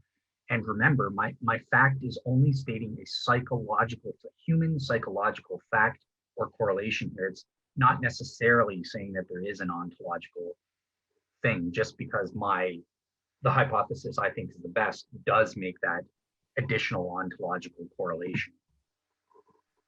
Did that make sense, or am I just, I don't know. It really sounds like a dance with steps that I can't fully follow. It sounds like you want to give it credence, but you want to be cautious about giving it credence. And so let me start here. Oh, sorry, I interrupted. Well, so let me just ask you a question once again by way of analogy or example. If you've got two president candidates, let's just say they're both men here, and you don't know anything about them, but you do know that you want to vote. And so would it be a rational thing in any way to vote for the one that has the highest aesthetic qualities? No. So no. So yeah, the answer is no. And okay, well, let me maybe make my point this way. So in terms of my aesthetic fact, would you agree just that it's a psychological fact? Human psychology and cognitive science have proven that psychologically speaking, human beings associate moral value with aesthetic, for better or worse. There is a tendency. No. Okay. No, I don't. So when I say I wouldn't agree, I'm not saying I disagree.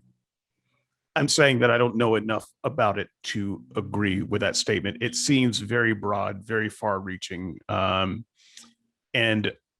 I would hesitate to trust the research as if it has given a definitive answer. So for instance, I think it's cultural in a lot of cases. In American culture, for instance, as I grew up and live and exist and experience the culture, I think that someone who looks too good I'm suspicious of that person. They seem fraudulent. They are using makeup and tricks to make themselves look good. They have abused their good looks to get to the position that they are in.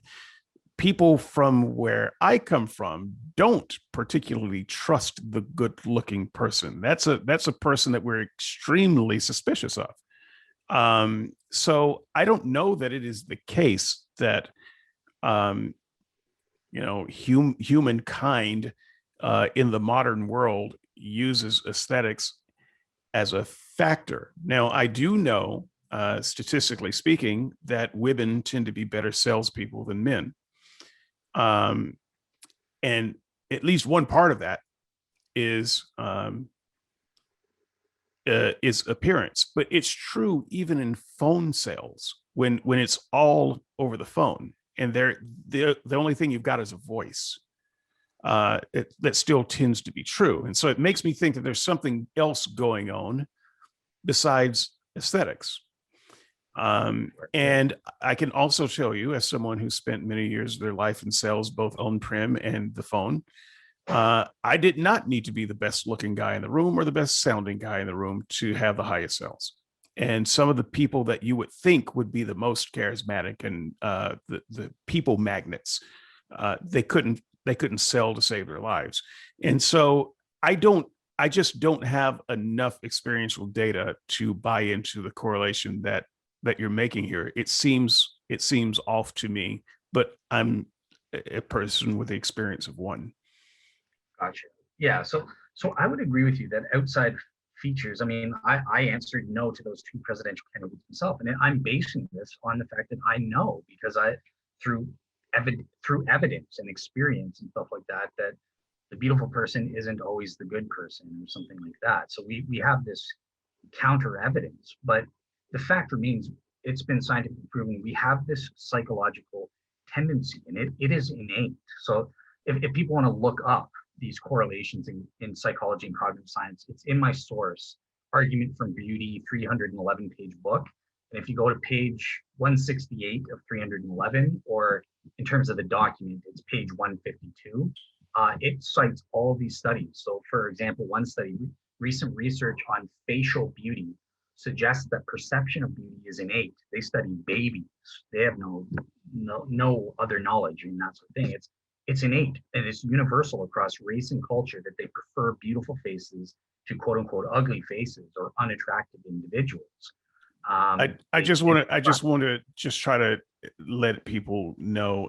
I'll let you finish your thought, but I'm not disputing the research in that. I'm saying I think it's wrong. I am simply saying I don't necessarily buy that it's right either. So there is a distinction.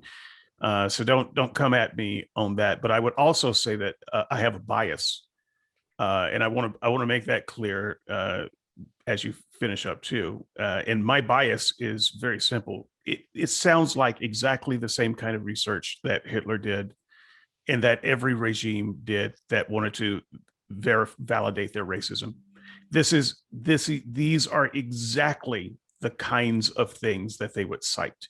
This is exactly the kind of research that they would commission to justify their putting people that they considered less attractive in a lower position. And so I am always skeptical when I see research like this. So it could be true, but I would say that this is one of the great tools of racists, and therefore we have every reason to suspect it. Awesome. So let me just back you up then on that, right? So obviously as Christians, despite the psychological facts, right, there is that ontological question. I don't care, who cares what this psychology is in terms of actually using that to value people as Christians. Everyone, Elephant Man is physically ugly. He deviates physically from the divine design plan for the human body to a degree that we say is ugly, right? That doesn't mean that he's ugly as a person or that he is not valued as an image bearer of God. Those properties are just accidental features. They're not a part of the essence, whereby every human being by essence is valuable as an image bearer of God, regardless of whether they're physically beautiful or not, or something like that. So that will combat this devaluing human beings as non-human beings or something like that. That's stupid. Just because someone's physically ugly or fat or whatever it is, they're still human beings. And you need to treat them accordingly. But I don't think we need to lie and say, oh, well, this guy is physically beautiful, when he's not. He's obviously got a disease and abnormalities that make him not physically attractive or beautiful in that way. And also with the racism point, that this is just a point where the Nazis were stupid. They used scientific research to justify saying that one race is aesthetically valuable, other races are not aesthetically valuable, and that's just a mistake. I see no reason why one skin color should be considered beautiful, whereas another shouldn't. So that's where I would bring in aesthetic correctness conditions and say that, sorry, you're just incorrect if you think that skin color is a property of someone that ascribes more aesthetic value compared to other skin colors. So let's okay. Well, I was just going to say, let's transition into your aesthetic correctness conditions, because this is a. Oh, I thought we already did. Oh, did you? Yeah. Because we did.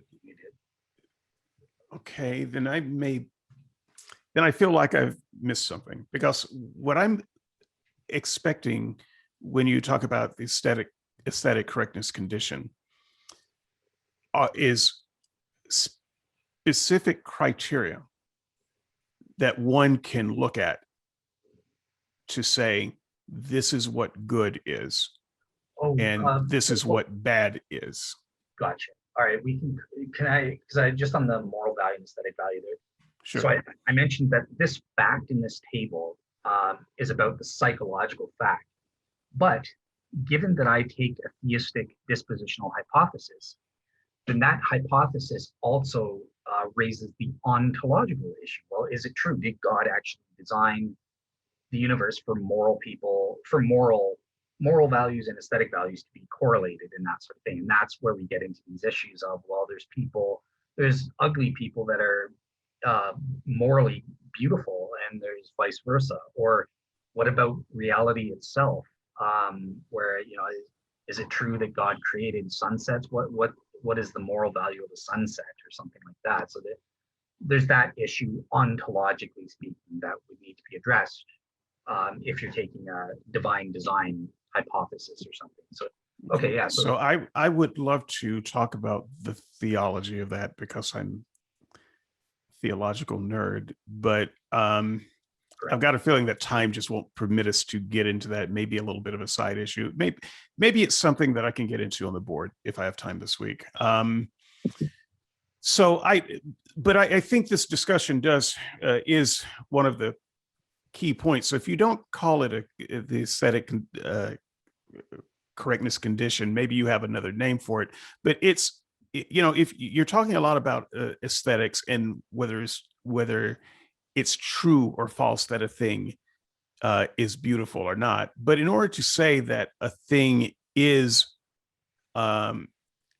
beautiful, you would have to define beautiful. And then based on a definition, we can look at that criteria, and then we can see how well a thing matches with that criteria. But without criteria, it's just a subjective statement that's meaningless. So I am assuming that you have some kind of criteria that defines beauty in a way that one can then evaluate. I do.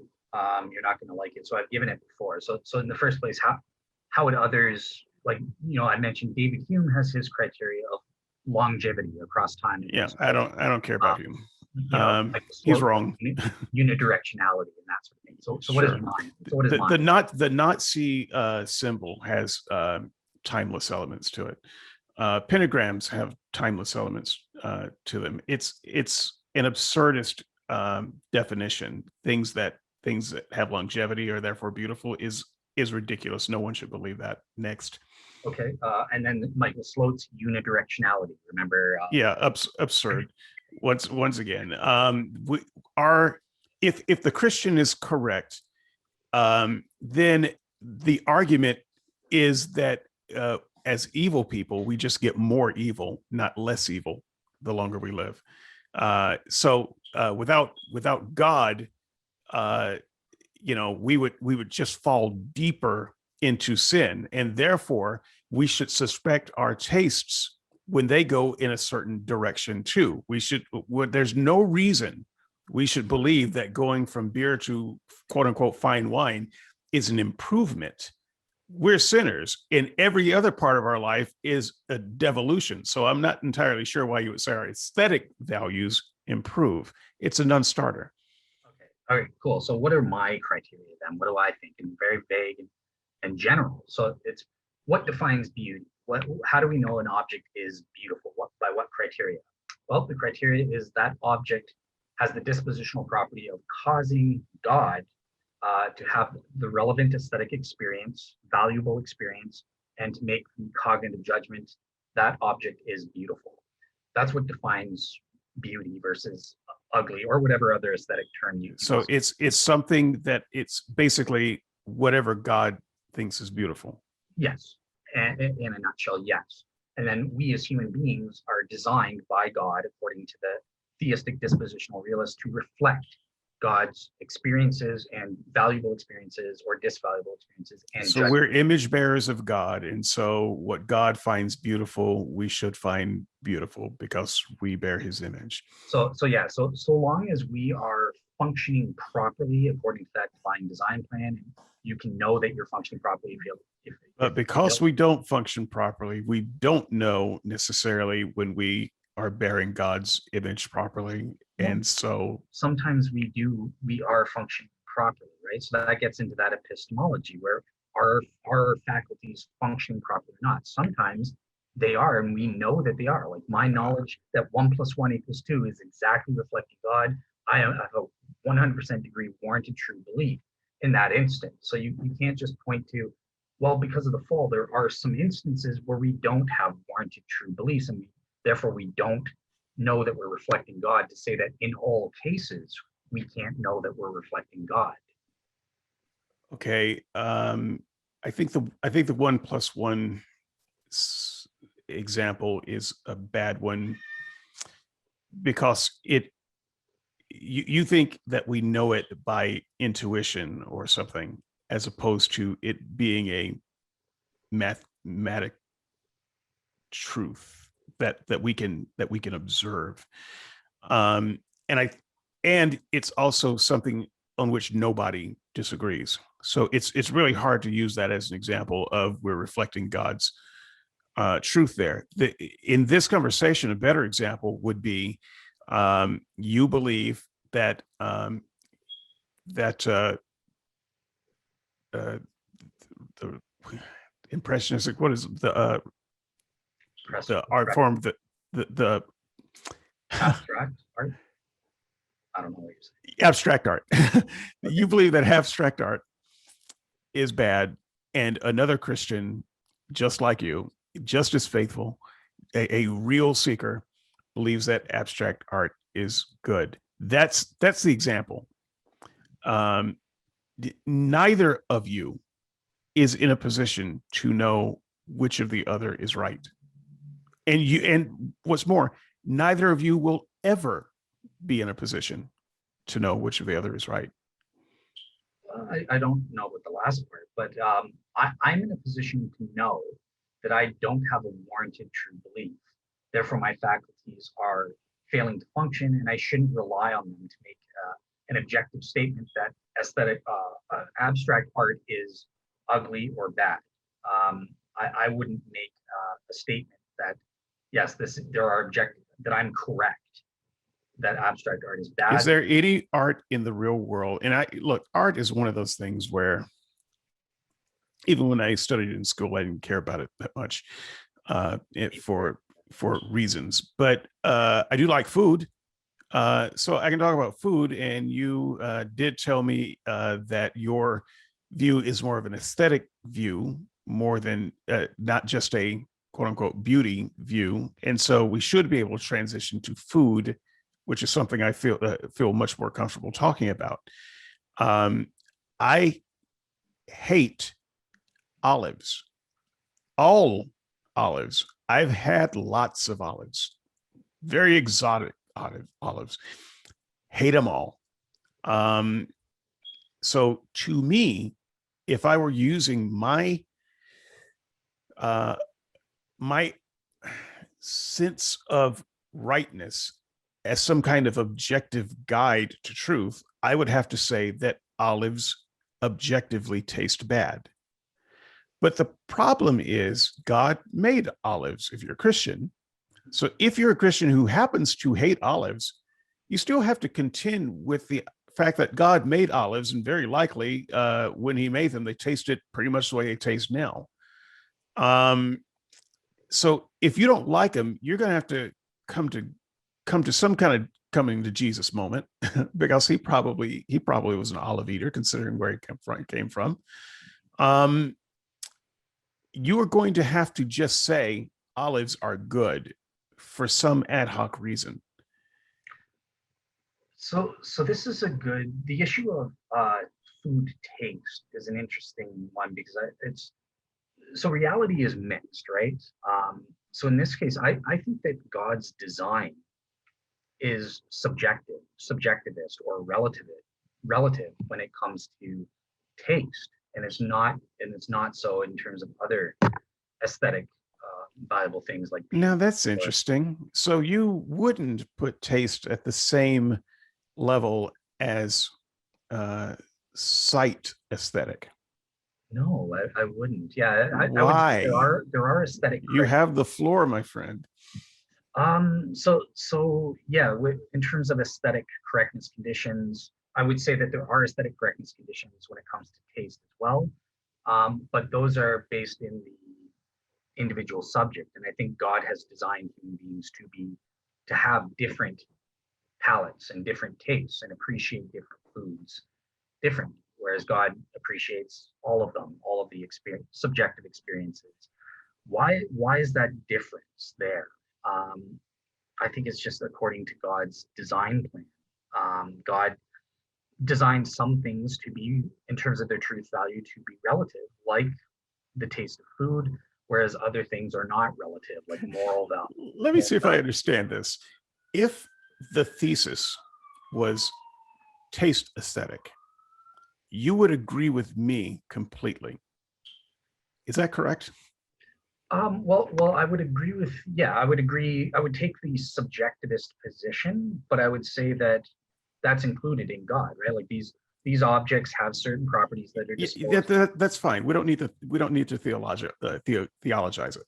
You would agree with my conclusions that I have been stating so far. You would pretty much go down the line and say, yes, that's correct, if we were limiting the aesthetic conversation to taste sensation. I think so. It's just I really want to Interesting. It's God's design for people to be different, and that for taste to be relative. How do you know that? I don't have any reason for thinking it. It's just why is that opinion not just ad hoc? Just how can you say it? Well, just from experience, it does seem to be the way the world is in terms of food taste. But I will admit, yeah, this isn't something I have thought too much about. So it's why did God create a world where aesthetic values are mismatched? Sometimes it's based on the dispositional properties or objectives. Andrew and I had a mild, not quite bet on this particular turn of the discussion yesterday. we were considering where it might go and what points that I might make. And so just to give you a little bit of inside baseball, we didn't know the answer at the time. I hadn't sent you the email that I had sent you, but my guess was, and his guess, we guessed the same thing, that you would say initially that your argument was more broad and not just about visual beauty, that it would encompass the sense, but that later in the show, you would have to change your mind about that. And we weren't sure of the reasons why, but we both predicted that it would happen. So I might also be a prophet. Well, no, you're wrong, because from the beginning, I was always broad with aesthetic values, right? Like music, I include music. Well, we're gonna get to music, but taste is also part of it. And I think I mentioned that the rundown of aesthetic possibilities using the five senses of sight, sound, touch, smell, and whatever there. So I mean, it's all of that has aesthetic content, and we may use different words to describe the aesthetic appreciation depending on the sense we're talking about, but it's all a part of the aesthetic condition that we as humans can feel. And so I do find it extremely interesting why you would separate out taste and why you would say that God made it so that would be more subjective, because I would actually say, and I think a lot of the audience would actually say, we don't see any difference between the argument when you go to taste or when you go to looking at a painting. It's the same discussion for us, and you have to come up with a reason why it's different for you. Otherwise, your entire argument is dead. well, you know what? Maybe, yeah, no, you know what? That's why I'm changing my mind then. No, it's the exact same explanation, right? God created all the foods, all the valuable aesthetic experiences of eating food. It's like saying, well, how much do we have to have? 100%. God would value all of these delicious foods and stuff like that. So maybe it's our human design plan to, I ought to like olives if I don't and stuff like that. So yeah, upon second thought, I would probably just say, no, it is the same explanation. Um, and yeah, we ought to like all foods. If God had taste buds, he would get the same valuable experience out of all the foods and stuff like that. And we should too. So it kind of raises the question: was Jesus ever a picky eater when he was growing up? I guess he couldn't be.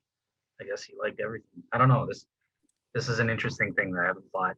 And I am a secular prophet. Just call me David from this point on.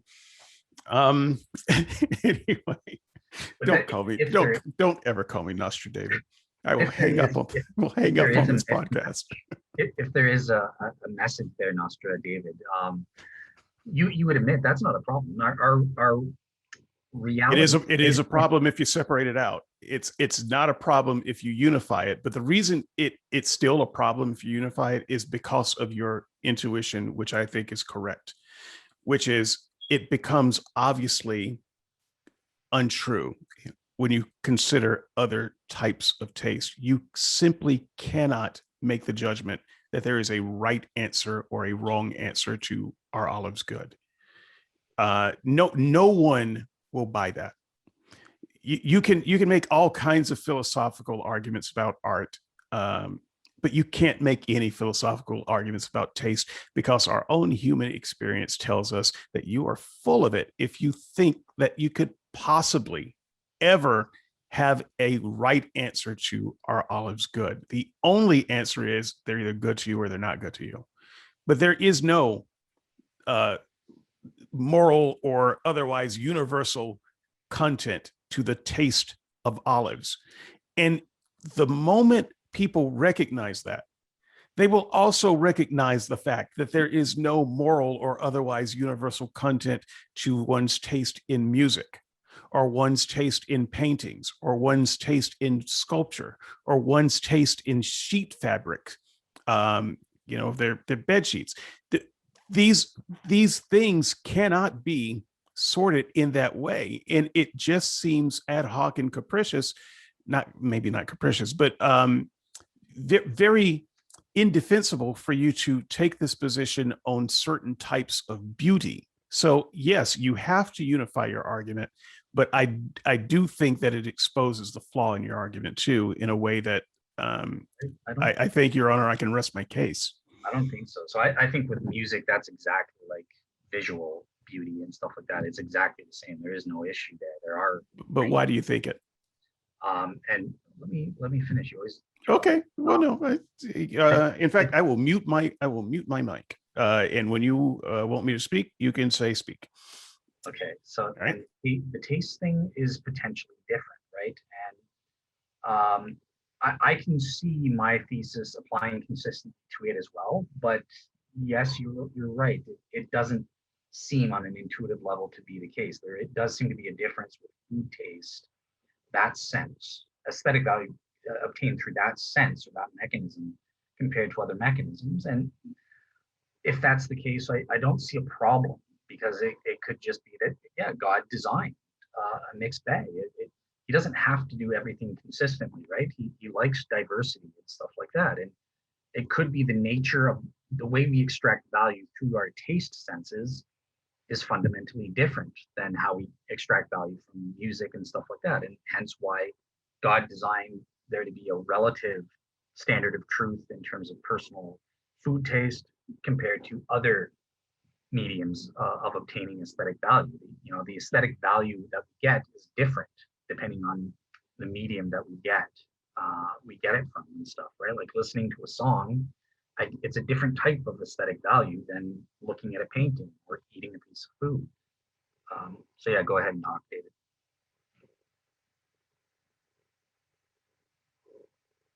if you Okay, want. sorry about that. No, I just have to get up and find my mouse I would pointer and just all think that. that the So differences maybe as an inherent result of the differences in the type of experience itself.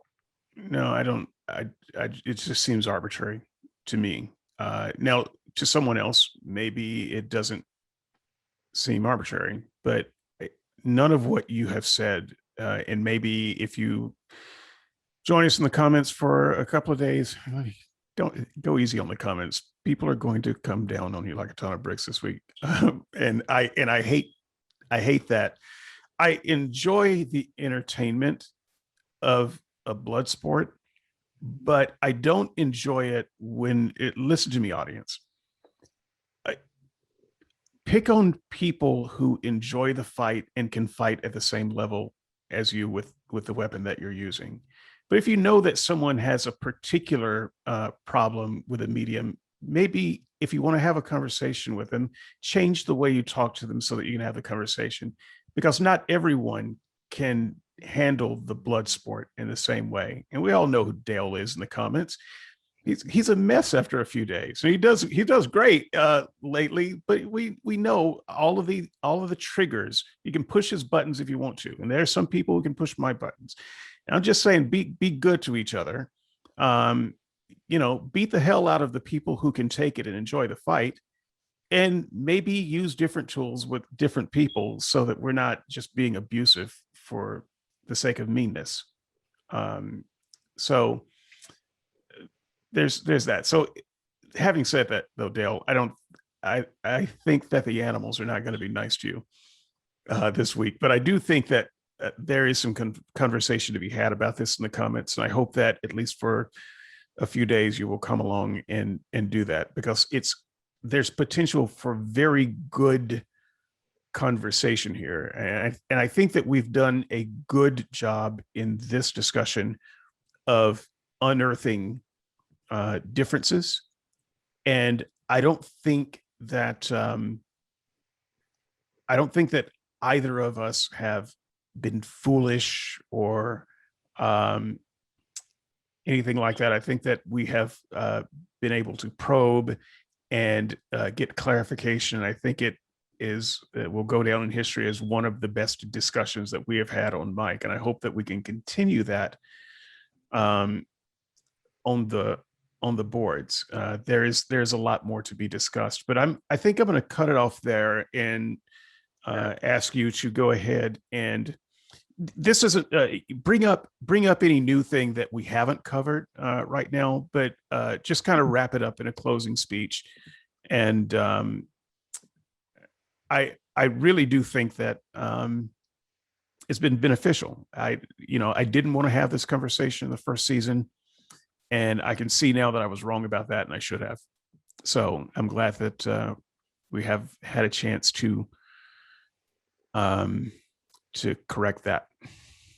Awesome. Yeah, I'm glad too. I really enjoyed the conversation on my end. I thought it was helpful to highlight the differences and where the background of my argument, and then where a skeptic might stand on that front.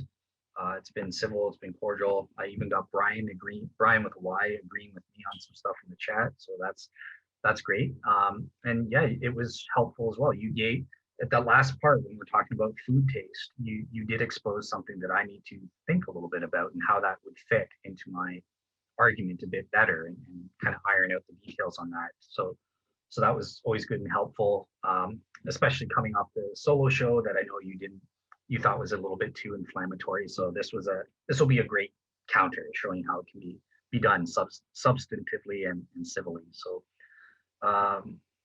in terms of so I guess just recapping my argument. So again, me and David in this episode have kind of really focused on hammering out the nature and evidence for the 7 features that I think any given hypothesis about aesthetic values and value judgments, what their nature and grounding is, has to explain. There were some things we agreed on, other features we disagreed on, and that sort of thing. But yeah, make up your own mind. I provide all the sources in my blog so you can see what the actual experts who could speak a lot better than me and represent that, how they lay out the case and evidence and arguments for each of these features, as well as provide their positions, in terms of their explanatory hypotheses. The good news is I give them, so they advance the theory in a pro way. I also provide critical papers for each position, so you can see, well, what do experts critique these things, and make up your own mind. My bottom line here is not to provide absolute proof. This isn't an argument that I've got all the details ironed out myself and that sort of thing, but I do think I've provided a sufficient basis to say the argument from beauty isn't ridiculous. There is something here that could provide substantive proof or evidence that God does in fact exist. So yeah, thanks. Right. And I would say that if there's anybody who can take an utterly ridiculous argument and make it sound like it's not ridiculous, it's Dale. I still think it's a ridiculous argument. But that said, I don't know of any better presentation of this argument than the one that Dale has made. And so listen to his solo show, try to skip past the tonal things and listen to the content. I think it was well laid out. And if you really want to deep dive into the stuff past your academic comfort zones, there's some room to do that. So I appreciate that. I think for me, the most problematic part of this, it's hard to name just one, but I think for me, the most problematic thing about this argument is, at the end of the day, it's a little bit like the moral argument. When it comes to the practical application of this argument, that's when it falls apart, because no Christian can tell you whether God likes abstract paintings or not. And yet we're supposed to like what God likes. We don't have a way of knowing that. They can't tell me whether I'm supposed to like olives. They can't tell me whether the movie with Robin Williams, Popeye the Sailor Man, was actually a bad movie. Although I think that I could form a lot of consensus that it was one of the worst movies ever made in history. I think we can get some consensus on that. I think that the people who would support that movie don't dare show their face in public.